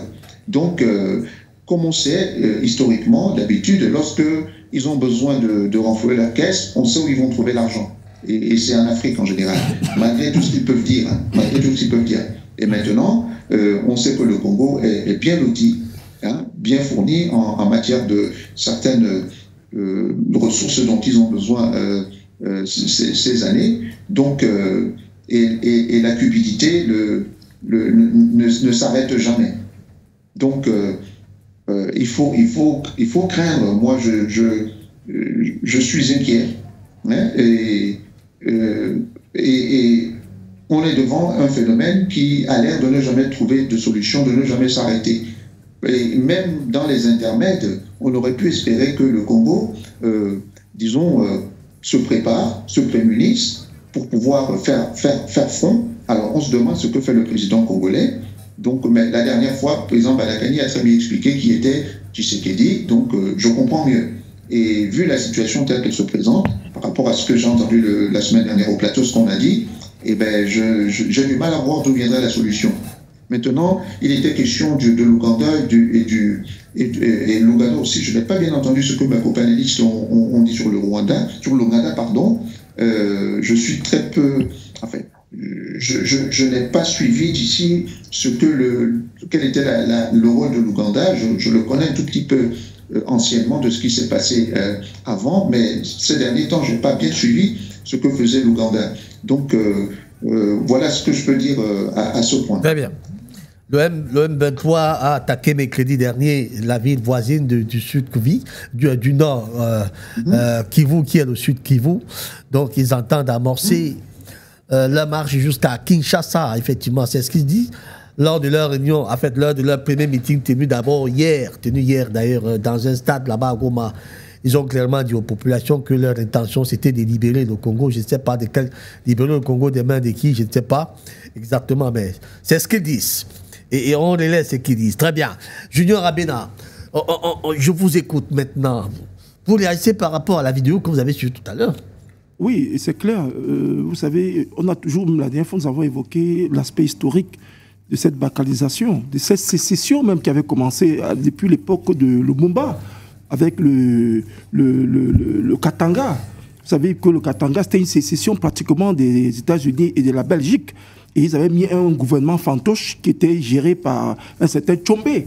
Et c'est même là où on avait tué, décapité Lumumba et tout. Donc c'est pour revenir, pour dire que ces velléités-là existent depuis très longtemps. Et c'est bien parce que le professeur a présenté les faits et a donné la source. Parce qu'on ne comprenait pas où venait la source et ce qui instrumentalisait en réalité tout ça, qui était mis en musique, dont les Tutsis. Donc maintenant nous comprenons très bien le discours du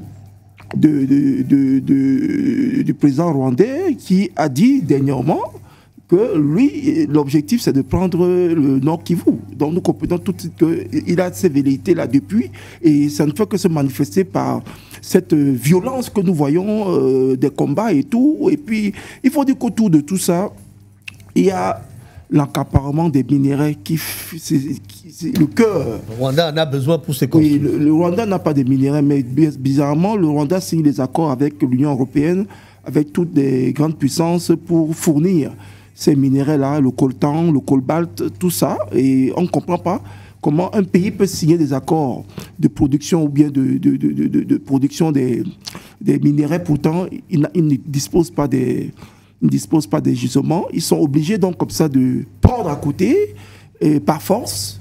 Bon, il est vrai que même dans le temps, parce qu'il faut rappeler aussi un fait historique, c'est que le régime de Kampala, le père, Kabila, je veux dire, le père Kabila est arrivé au pouvoir par le truchement des Tutsis. Ils l'ont soutenu. Ils l'ont soutenu pour chasser donc l'ancien président. Donc du coup, on comprend qu'il y avait en place un accord que Kabila père avait avec ces rebelles-là qui permettait qu'ils exploitent et qu'il y avait un quota d'exploitation au niveau de ces gisements-là. Bon, maintenant, lorsque Félix Tshisekedi arrive, il remet ses accords en place. Mais là, moi, je ne comprends pas le rôle que joue l'Ouganda, les autorités de Kampala. Je ne comprends pas de Kampala parce qu'au départ, ils étaient avec Tshisekedi dans les accords de défense pour protéger, pour contrôler cette zone-là. Et même les mercenaires roumains qui étaient là pour ça. C'est-à-dire que je ne comprends pas cette défection-là. Il y a eu une défection dans tous les sens, à tout azimut. Une désertion même des militaires, parce qu'on a vu dans les vidéos tout à l'heure, les militaires qui vont se rallier au M23 directement, des prisonniers même de guerre qui sont... Donc, on ne comprend pas quel est le mécanisme qui amène un changement brutal des positions des uns et des autres. On vous dit que les mercenaires n'ont même pas tiré une balle. C'est-à-dire les mercenaires roumains n'ont même pas tiré une balle. Pourtant, ils sont payés à hauteur de plus on parle de plus de 8 millions d'euros, de dollars par mois. Mais on ne comprend pas comment ils ont pu laisser faire à ce point-là. Ce sont les mercenaires. Oui, bon, ça veut dire qu'on les a proposés peut-être mieux. Vous avez tout compris. Donc, il y a un ordre qui vient de plus loin et qui leur dit, monsieur, écoutez, retournez-vous. Et puis le mercenaire, lui, il est la sorte de... C'est l'argent qui parle. À partir du moment où on lui dit, monsieur, laissez tomber, et puis dans cette affaire, voilà ce qu'on vous propose. Voilà, ils ont... Donc, cette désertion-là nous pose un problème et nous montre que les enjeux ne sont même pas au niveau du Congo, les enjeux sont très loin. Donc la balkanisation, en fait, est actée depuis très longtemps. Mais c'est ce que nous voyons là, c'est la forme la plus visible et méprisante parce que nous voyons maintenant le peuple qui souffre. C'est-à-dire que du côté du Congo, les populations... On voit malgré qu'il y ait cessé des feux qui a été déclaré par le M23 pour permettre à ce qu'il y ait... qu'il y ait une assistance humanitaire qui puisse se faire parce qu'on dénombre plus de 2000 morts au niveau de Goma.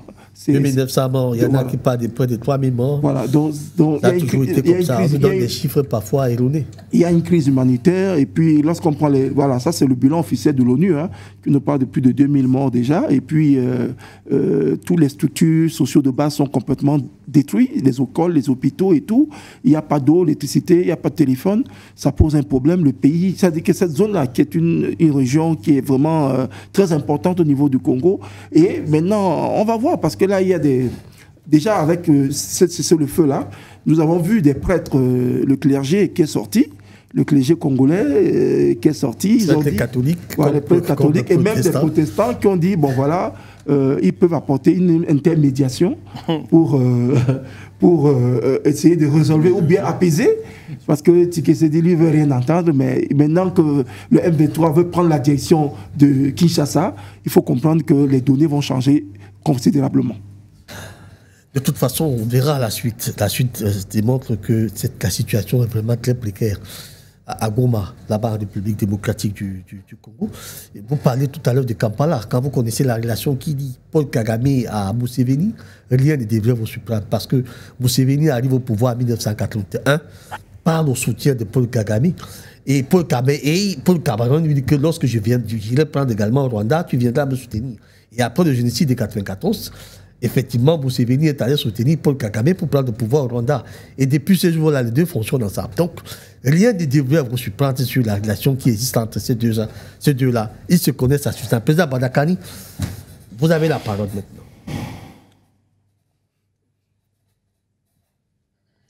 Il nous faut beaucoup de courage quand on aborde des thèmes comme ça. Le sujet de la RDC nous plonge dans le deuil, dans une tristesse innommable. Alors le pasteur a posé des questions fondamentales. Je sais qu'il a des réponses. Je sais qu'il a des débuts de répondre, mais je vais essayer d'aller dans son sens. Qui fait ça? Au profit de qui? Et pourquoi? Vous nous avez mis la vidéo du docteur Kwebe. Oui. Il est très brillant, mais il fait une erreur. C'est par là que je vais commencer. Il fait une erreur parce qu'il donne l'impression que c'est une affaire entre les Africains. Ce qu'il a oublié de mentionner, c'est que les Tutsis sont un instrument aux mains de l'Occident. C'est ça qu'il a oublié de mentionner. Et quand vous faites ce genre d'analyse, vous oubliez cette dimension, vous passez à côté de l'affaire. Là, vous avez convoqué l'alliance Kagame-Museveni. Vous leur donnez trop d'honneur. C'est deux vauriens qui sont fabriqués par les États-Unis. Personne ne connaît pas ça. Quand la guerre froide finit, le rôle historique de Mobutu est terminé. Comme tous les traîtres, l'heure de payer son salaire, sa dîme de traître arrive, les Américains le lâchent. Bill Richardson, qui est ambassadeur des États-Unis à Kinshasa, avec qui il mangeait tous les deux, lui dit que monsieur, si tu ne pars pas d'ici, on va traîner ton cadavre à Kinshasa. Il lui dit, c'est connu, c'est documenté ce que j'ai dit là. Hein. C'est documenté. Et vraiment, le naïf, pour ne pas l'insulter parce qu'il est déjà mort, le naïf, dit que donc maintenant il faut poignarder dans le dos. Donc il part dans le poignarder devant. C'est ça les Africains. Vous voyez, c'est même bête. C'est même bête. Et lui pensait qu'il était tellement important qu'on le poignardait dans le dos, on le poignardait devant. Les Américains avaient déjà réglé l'affaire depuis très longtemps, avaient fabriqué des deux bandits, Kagame et Museveni, dont la mission historique est de faire ce que vous voyez là, à savoir séparer l'Est de la RDC de la RDC.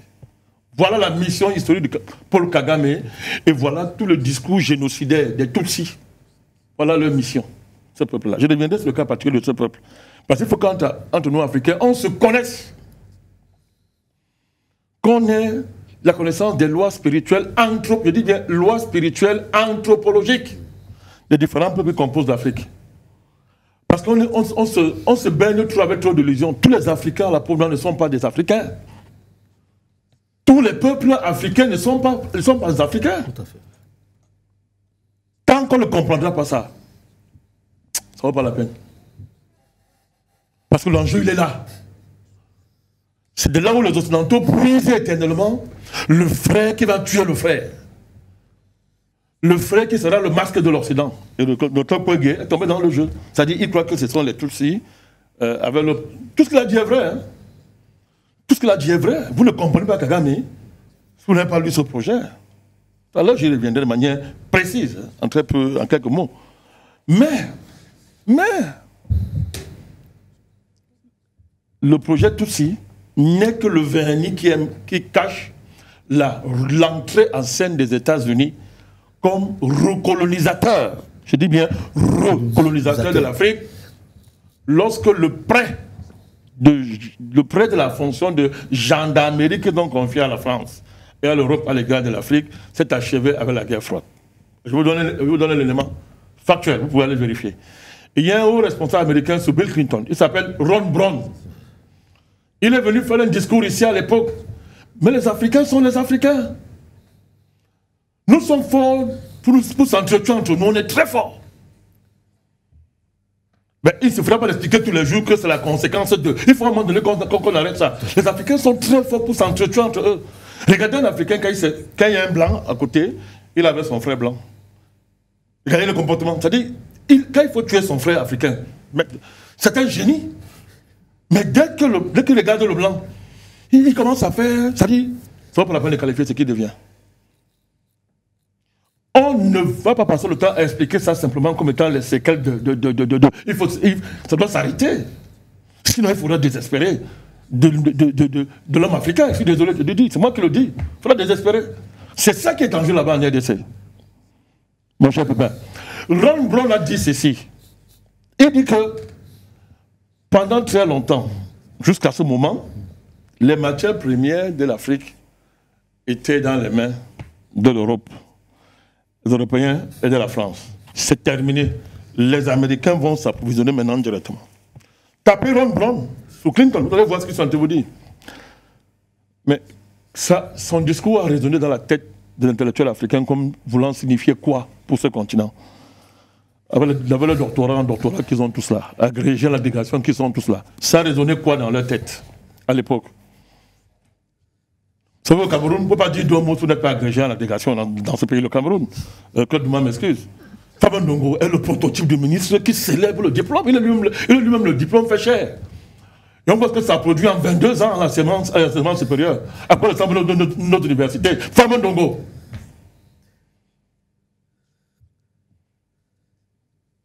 Ron Brown est venu dire ça. Il a dit ça. Ça n'a rien dit aux Africains. Ça n'a rien dit à vos églises. À la Senko, qui prend là maintenant qu'il faut faire la paix. Oui.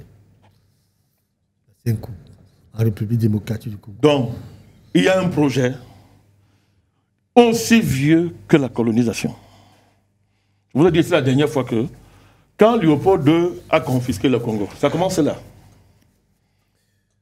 Ça n'énerve personne. Si vous voulez savoir ce que je vous dis, allez voir le nombre de Congolais qui sont en Belgique. Vous allez comprendre que le fait que Léopold II ait confisqué leur pays, ça ne leur dit rien. C'est même normal. C'est normal. Ça ne leur dit rien. Il a confisqué après, il a légué. Mais allez aussi voir le nombre de Camerounais qui est en France. Vous allez comprendre. Il pense que depuis la France, on peut faire un projet sérieux pour changer le Cameroun. Il pense ça. Savez-vous, ça savez de qui je parle? Ils sont là-bas. C'est-à-dire qu'il a légué. Il a légué, hein. C'est-à-dire, après il a fait LEC. Il a fait un LEC. Allez voir ce que ça veut dire. Au Parlement, au Parlement belge. A commencé la colonisation, maintenant la deuxième phase, l'État congolais. Après, je vous ai dit ça, les Américains, c'est-à-dire, sont venus négocier. Ils ont imposé droit de préemption. Donc on a passé le relais aux Américains. Et dès ce moment-là, Mobutu faisant son théâtre pendant la guerre froide, les Américains ont temporisé un peu. Ils ont temporisé un peu. Quand la guerre froide est terminée, ils ont déroulé le projet qu'ils ont depuis. Parce qu'avec la Belgique, c'était un droit de préemption. Ils ont négocié sur le droit de préemption sur le Congo. Ces choses-là sont écrites. Hein? Droit de préemption. Préemption. Autrement dit, c'est une façon de dire ça nous appartient. Les Américains au regard des minéraux stratégiques que le Congo dispose et qui sont vitaux pour les États-Unis, ça c'est ce que les Américains ont fait. Peut-être vous ne savez pas de quoi est-ce qu'on parle. Vous ne connaissez pas l'État américain. Il n'y a pas un État aussi diabolique sur Terre que les États-Unis. Ils ont décrété que, bon, ok, les minéraux là relèvent de la sécurité nationale des États-Unis. Chaque fois que les États-Unis décident qu'un problème qui est hors des États-Unis relève de la sécurité américaine, vos frontières disparaissent, votre souveraineté disparaît. Ça se passe comme ça. Le reste, c'est une affaire de... Le reste, ce sont les modalités. Donc, à partir du moment où les Américains ont largué les bombes à Nagasaki et Hiroshima, à partir de l'uranium qu'ils ont obtenu au Congo, ils ont décidé que les matières premières de la RDC leur appartiennent. Le pacte qui a été signé entre Kagame, Museveni, Kabila père pour renverser Mobutu, c'était quoi? Vous avez oublié? On a transféré toutes les matières premières. Kabila a signé, Kabila père a signé. C'était la condition pour démarrer.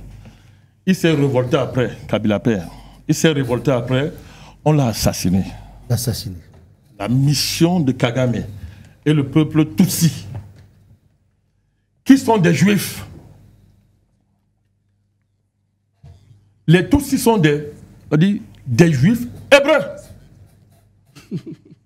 Ils considèrent qu'ils sont supérieurs à d'autres. Ils sont supérieurs. Donc, la même mythologie scatologique qui permet à Netanyahou de massacrer les gens dans le monde entier, c'est la même chose que Kagame partage. Non, pas imposé. Il partage ça. Soit de là, Kagame, le peuple Tutsi fonctionne comme ça. Ils sont dans cette logique-là. Ils ont une alliance eschatologique, je ne dis pas historique, hein, eschatologique avec les sionistes. Parce que tous les juifs ne sont pas les sionistes. Avec les sionistes. C'est parce que vous savez ce que ça veut dire. Je suis en train de répondre à Douma qui a posé les questions. Ils ont une alliance. Et c'est fort. Tout l'appareil sioniste mondial est au service de Kagame. C'est ça sa puissance. Et quand on parle d'appareil sioniste, vous entendez quoi? Toute l'Union européenne, les Occidentaux, les Américains et l'État d'Israël. Pour les matières premières. Mais il n'y a même plus que ça derrière. Il faut bien comprendre ce qui se passe. Voilà pourquoi ce petit criminel est si arrogant. Vous connaissez l'histoire du génocide rwandais? Toutes les enquêtes internationales, je dis bien toutes, les documents de l'ONU démontrent que le génocide en chef s'appelle Paul Kagame. C'est connu. Pourquoi il est intouchable? Tout à fait. Paul Kagame. Je vous dis bien, toutes les enquêtes internationales, moi je les ai, hein, je les lu. Je l'ai lu. Et les livres sont écrits là-dessus. Il a fait tuer tous ses proches qui ont voulu dire la vérité à des juges. Que ce soit les juges français, en Espagne, partout. L'ONU a tout ça, c'est documenté. Moi, je pose une question. Qui le protège? Jusqu'au point où il oblige la France à faire une fausse repentance pour se réconcilier avec lui, afin de rentrer dans le jeu qu'ils avaient perdu en soutenant Mobutu. Alors, Macron a été obligé de vendre son pays pour faire plaisir aux criminels du Rwanda. Il faut que les Africains comprennent à quoi ils ont affaire. Quand j'ai fini de dire ça, ce n'est pas un combat des Congolais. Voilà encore la deuxième grande erreur qu'ont fait nous les Africains. L'incapacité à être réellement solidaire quand un de nos frères est en train de tomber. En oubliant que qui va tomber. Comme ça s'est passé pendant l'esclavage et la colonisation, quand il tombera, c'est nous qui serons les suivants. Ce n'est pas une affaire des Congolais. C'est toute l'Afrique qui est attaquée. Nous savons, nous, petits stratèges de notre niveau, nous savons qu'après la LSC, c'est le Cameroun qui va suivre. Nous connaissons tous les plans. Il ne faut pas raisonner en disant que non, c'est le Congo. Non, non, non, non, non, non, non, non, non, non. Quand j'ai commencé le combat panafricaniste, il y a les archives. J'ai dit que l'ONU a entériné un plan de rebalkaniser toute l'Afrique, de faire passer le nombre d'États africains, je crois que c'est 50 quand même, 54 55. 55. De faire passer le nombre d'États africains à près d'une centaine. Monsieur, ce plan existe, il est écrit. L'ONU a parrainé ça. Ça a été fait sur Kofi Annan, que vous avez tant célébré. Kofi Annan. Ce plan existe. Nous, on a commencé à parler de ça depuis. Mais ceux qui font ça, qui s'amusent, ils vont pas s'arrêter. Donc ce n'est pas une affaire du Congo, c'est une affaire des Africains. Voilà pourquoi j'ai salué pour une fois Ramaphosa. Et nous avons demandé qu'il a commencé une affaire, l'Angola, je crois que c'est la Tanzanie ou le Malawi, le Burundi. Les pays africains doivent envoyer les troupes en RDC. C'est une guerre mondiale en Afrique. Il faudra l'amener. Quand on fera notre part, Dieu fera blanc le reste. Il faudra l'amener. Tous les Africains, les États africains, dignes de ce nom, doivent envoyer les troupes en RDC. Voilà pourquoi nous saluons la mobilisation du peuple congolais.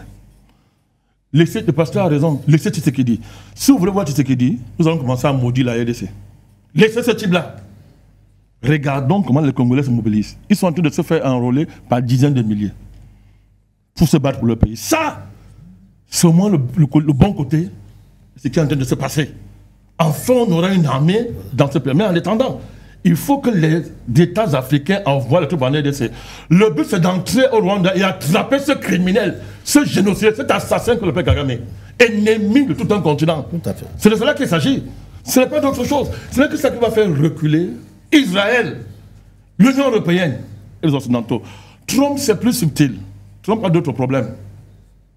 Trump n'est pas prêt à envoyer les troupes américaines en RDC. Et c'est ça. Moi, je sais de quoi je parle.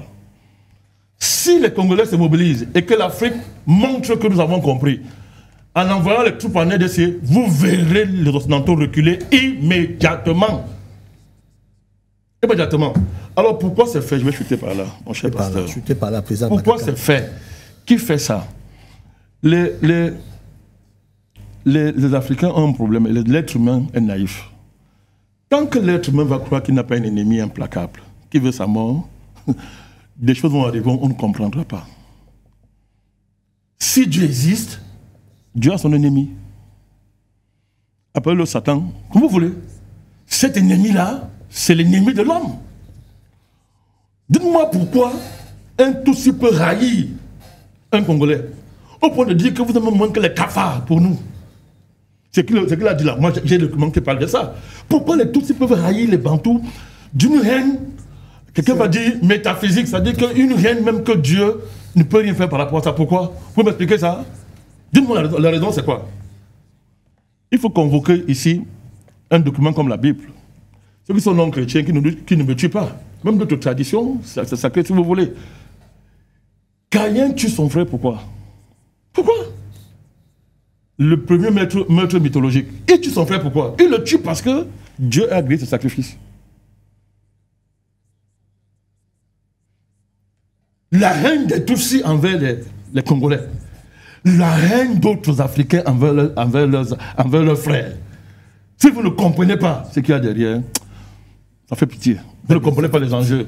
Et c'est pour ça qu'ils sont très prompts à s'allier avec le blanc. C'est-à-dire l'Africain qui va s'allier avec le prédateur blanc. Tous les blancs ne sont pas des prédateurs. Ça, il ne faut pas qu'on exagère. Mais je dis bien le prédateur blanc, les États blancs, le prédateur blanc. Tout à fait.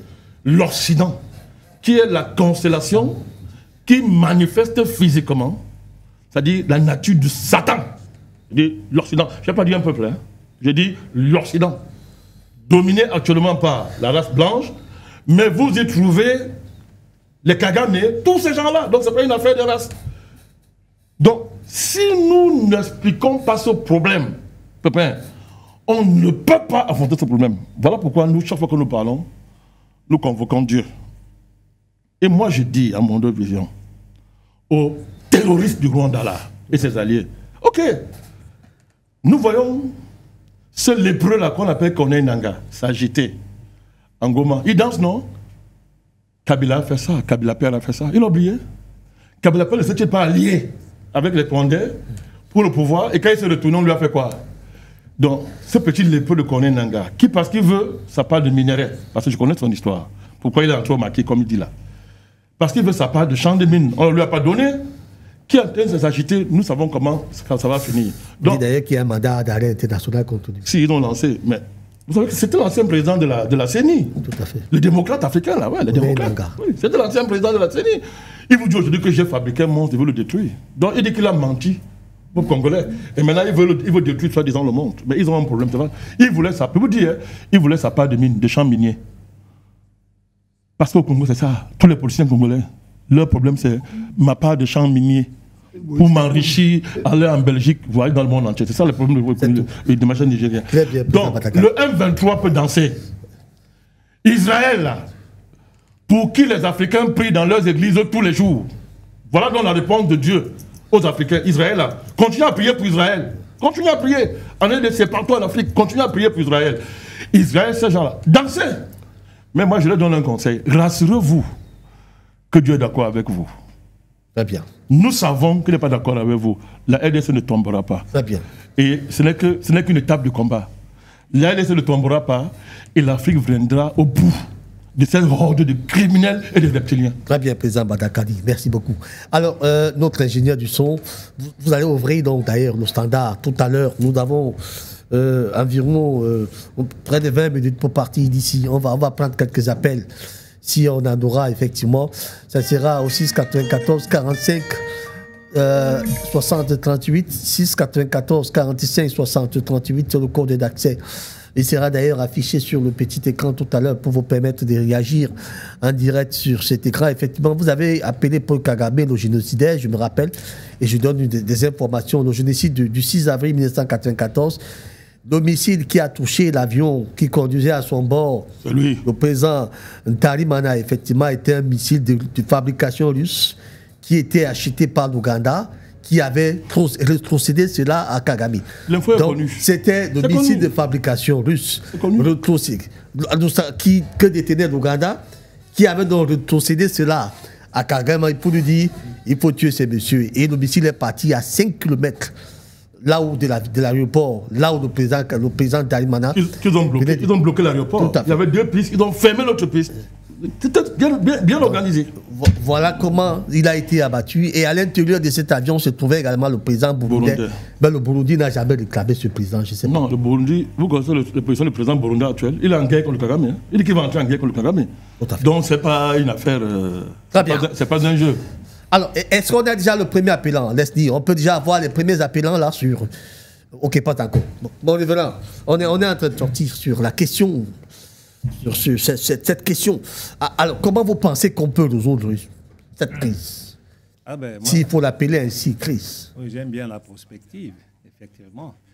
Je pars du principe qu'on ne peut pas changer une situation en raisonnant de la manière par laquelle on l'a créée. Je considère que les mêmes acteurs, les mêmes lieux, les mêmes moyens mis en place autour d'un problème ne peuvent pas le changer. Donc, il faut un élément nouveau. Vous avez remarqué que je parle beaucoup du facteur X. Donc cet élément qu'on n'a pas prévu, qui change la donne. Mais on peut l'inviter en RDC. Et c'est là où j'en veux personnellement au président Tshisekedi. Une passivité, une lenteur, une incapacité à assurer sa souveraineté diplomatique et aller chercher de nouveaux acteurs. J'estime qu'au jour d'aujourd'hui, ce qui se passe en RDC, ça va être une déflagration, parce qu'on voit un jeu d'alliance aujourd'hui. Je parle d'alliance, on aura peut-être le temps de parler un jour de qu'est-ce qu'une alliance. Je posais la question, mais en fait, qu'est-ce que les Camerounais ont en commun? Qu'est-ce que les Africains ont en commun? Parce que si vous ne pouvez pas donner un nom à ces choses que vous partagez, vous n'êtes jamais, vous n'êtes pas alliés. Vous n'êtes pas alliés. Donc vous voyez aujourd'hui comment Israël soutient Kagame. Pourquoi? Parce que la RSA, l'Afrique du Sud, était le premier pays qui a eu le culot d'attaquer Israël comme génocidaire à la Cour internationale, je crois, à la CPI. Et ça, vous savez qu'Israël, c'est un État extrêmement rancunier. Donc, quand vous touchez à Israël, comme on dit, l'ennemi de mon ennemi est mon ami. L'ennemi de mon ami est mon ennemi. Vous voyez comment Israël va soutenir la RDC parce que la RCA, pourquoi elle parle de la RCA? La RSA, l'Afrique du Sud, est allée du côté de la RDC. Et maintenant, vous allez voir que le Burundi s'est prononcé, lui aussi va préserver ses frontières, l'Ouganda, ça s'élargit. Qu'est-ce qui va se passer aujourd'hui? Où sont donc les nouveaux acteurs? C'est ça. Monsieur Tshisekedi, je lui dis en face, Monsieur Tshisekedi, il y a un nouvel acteur, je ne vous donne pas le nom, mais il y a un nouvel acteur qui se lève aujourd'hui pour changer la donne sur le monde du nouvel ordre mondial. Mais M. Tshisekedi est d'une passivité. Il a voté contre les Russes. Voilà. Il a voté contre les Russes. Il est hésitant. il espère en ces États-Unis. Il dira plus tard qu'on lui a donné un coup de poing dans le dos. Donc, il faut un nouvel acteur. Pour moi, c'est la seule façon d'agir. Sauf que le temps aussi joue contre la RDC. Et vous savez, la Russie, peut-être je peux me tromper, mais je pense que la Russie est souvent lente à réagir. Elle est lente à réagir. Donc, je dis à M. Tshisekedi, si vous voulez qu'il y ait une nouvelle donne, rapidement, tendez la main à la Russie avant qu'il ne soit trop tard. Je m'arrête là. Tendez la main à la Russie. Laissez les Chinois. Les Chinois peuvent faire le commerce. Hein? Ils peuvent se cacher derrière la Russie pour faire du business pendant que les Russes meurent. Même les Chinois, il n'y a pas de problème. Ils s'est brouillé avec les Chinois. Vous voyez, Monsieur Tshisekedi, tendez la main à la Russie. Cassez vos alliances avec, je ne sais pas, les États-Unis et tous les autres. Tendez la main à la Russie. Aussi simple que ça. Très bien, aussi simple que ça. Et très vite. Docteur Jean-René Doubafis, qu'est-ce qu'on peut faire pour résoudre cette crise-là? Ce que le révérend vient de dire, je l'ai dit sur un autre plateau. Parce que quand vous avez suivi la brillante et profonde analyse du président Badakani, vous sentez que c'est compliqué. En face, ça veut dire qu'en face, vous avez une hyperpuissance, c'est les États-Unis et ses alliés. Et il faut créer un contre-pouvoir, un rapport de force. Ça ne peut être créé qu'avec d'autres hyperpuissances comme la Russie, la Chine sur le plan diplomatique, et l'Iran, la Corée du Nord, pourquoi pas? Il faut créer ce rapport de force pour essayer de provoquer la négociation. Il faut créer des conditions de négociation pour un cessez-le-feu et qu'on voit dans quelle mesure peut avoir une solution durable. C'est tout ce qu'on peut dire. En tout cas, c'est tout ce que moi je peux dire. Hein. Parce que tout ce qu'on dit là, machin, tout ça, on voit bien que ça ne peut pas... Alors, on prend cet appel. Prenons cet appel. Monsieur, bonjour. Monsieur, bonjour. Pardon? Oui, bonjour, monsieur. Ok, vous nous appelez d'où? J'appelle de monsieur Pamel. D'accord, on vous écoute. Allez-y. Donc, magistrat Bandakani, donc, moi, je me dis que M. Bandakani fait tous les mesures parce que quand il fait une intervention, et ça nous joue quand même. On comprend l'enjeu qui est MPC. Il a tout là. Respect, M. Bandakani.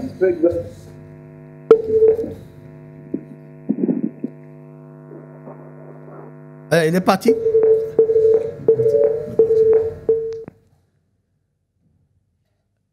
Allez, docteur. Vous avez chuté? Oui, j'ai chuté. D'accord. Junior, oui. En 2 minutes, s'il vous plaît, le temps s'en va déjà. Comment on peut faire pour résoudre cette situation? Oui, pour sortir, je pense que face à cette prédation internationale, c'est sioniste qui a été initié depuis très longtemps, c'est-à-dire que ces velléités sécessionnistes pour balkaniser carrément le Congo, je pense qu'on a des voies de sortie, c'est-à-dire que la RDC doit diversifier ses partenariats militaires. On apprécie déjà l'arrivée de l'Afrique du Sud qui a envoyé déjà des éléments sur le terrain. On voit également l'Union africaine, malgré que, bon, elle est influodée également. Mais nous pensons que les autres États africains, comme le Cameroun, le Tchad, les autres doivent aussi prendre le taureau par les cornes parce que c'est une situation qui peut dégénérer à travers l'Afrique. On les voit venir. Il faut prendre des dispositions bien en amont pour éviter que cette sécession, ce sionisme qui prend cœur au niveau depuis le Rwanda. Voilà. Monsieur, bonjour. Oui, bonjour. Bonjour à tout le panel. Vous nous appelez d'où? Je vous appelle de Douala, je Eddy Patrick. Allez-y, on vous écoute. Je souhaite déjà dire un grand merci au président Bandakani. Et je le suis depuis très longtemps. Je pense qu'il faudrait un tout petit peu qu'on essaie de créer un soldat ou bien des soldats ou même un bataillon effectivement des panafricanistes. Et il sera effectivement la tête comme il le fait depuis très longtemps. Mais après effectivement sa proposition d'envoyer que les chefs d'État envoient des soldats en RDC, je ne pense pas que ça soit possible. Parce que effectivement, c'est comment ça fonctionne. Personne n'est dupe. Ce que je propose par contre, je pense qu'il pourra peut-être entériner effectivement ma proposition. C'est quoi? C'est de créer effectivement une task force. Forcément qui sera chapeautée par peut-être des personnes de la société civile, des mécènes, pour qu'effectivement s'il y a un cas comme ça, qu'on puisse agir en sous-marin, on ne peut pas compter sur des dirigeants africains. Ce n'est pas possible. J'aimerais m'arrêter là. Et merci encore au président Banakani pour toutes ces analyses. Merci beaucoup à vous, monsieur, de nous avoir appelés. Docteur Irénée Gignem, en 3 minutes, je vous en prie. On sort comment de cette crise? Alors, je pense qu'il ne faut jamais oublier l'aspect émotionnel dans la manipulation des choses. Mes copanélistes ont déjà dit tout ce qu'on pourrait faire. Maintenant, il y a un élément subtil qui est ce qu'on appelait la dernière fois la géopolitique de l'émotion.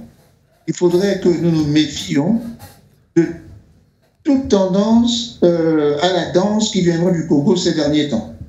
Parce que ça va être une autre façon de faire oublier aux Congolais, aux Africains, les problèmes auxquels leur pays fait face.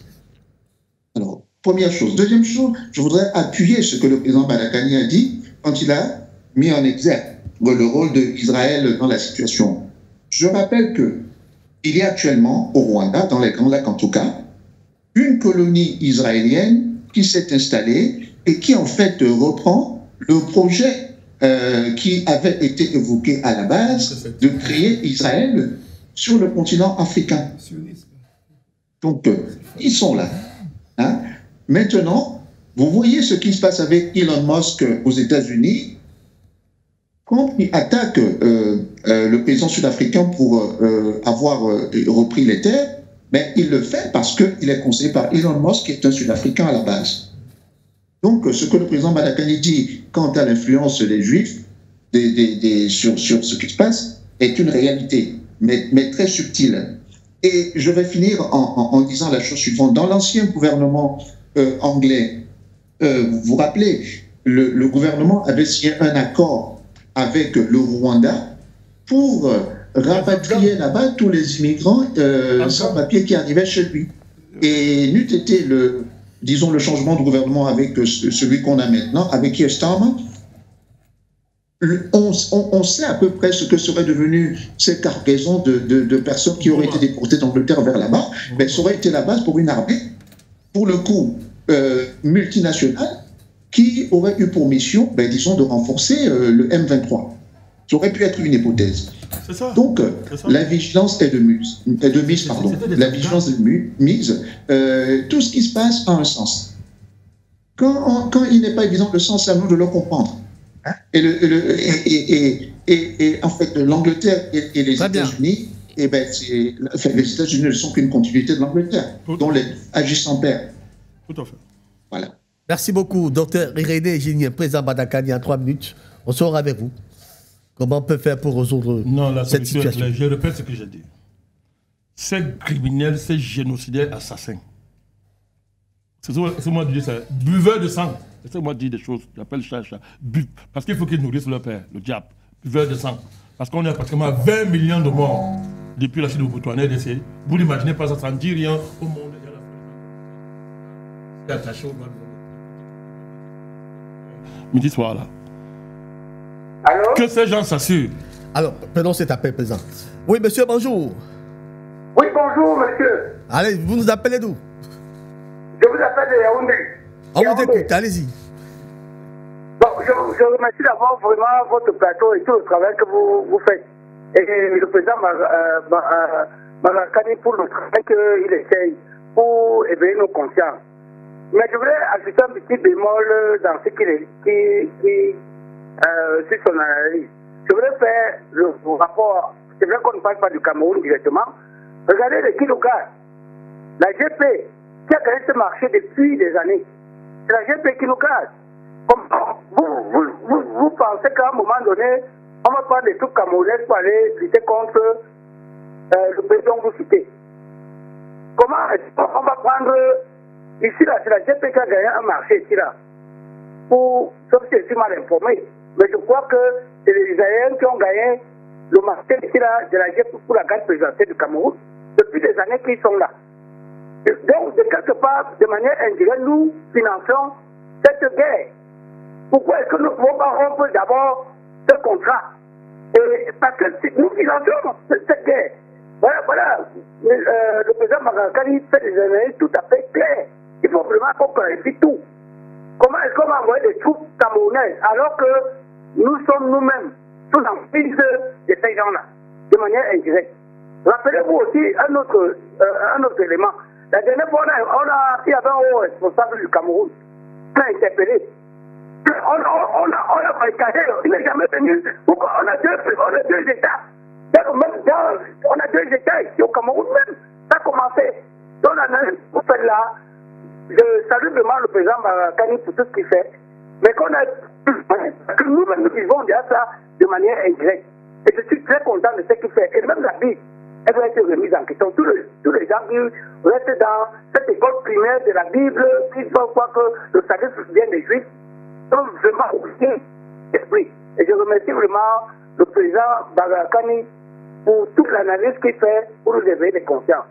Et que vous sachiez que nous sommes bien nous-mêmes dans le prix de ces gens-là. Et que nous devons faire. Très bien, très bien. Merci beaucoup, monsieur.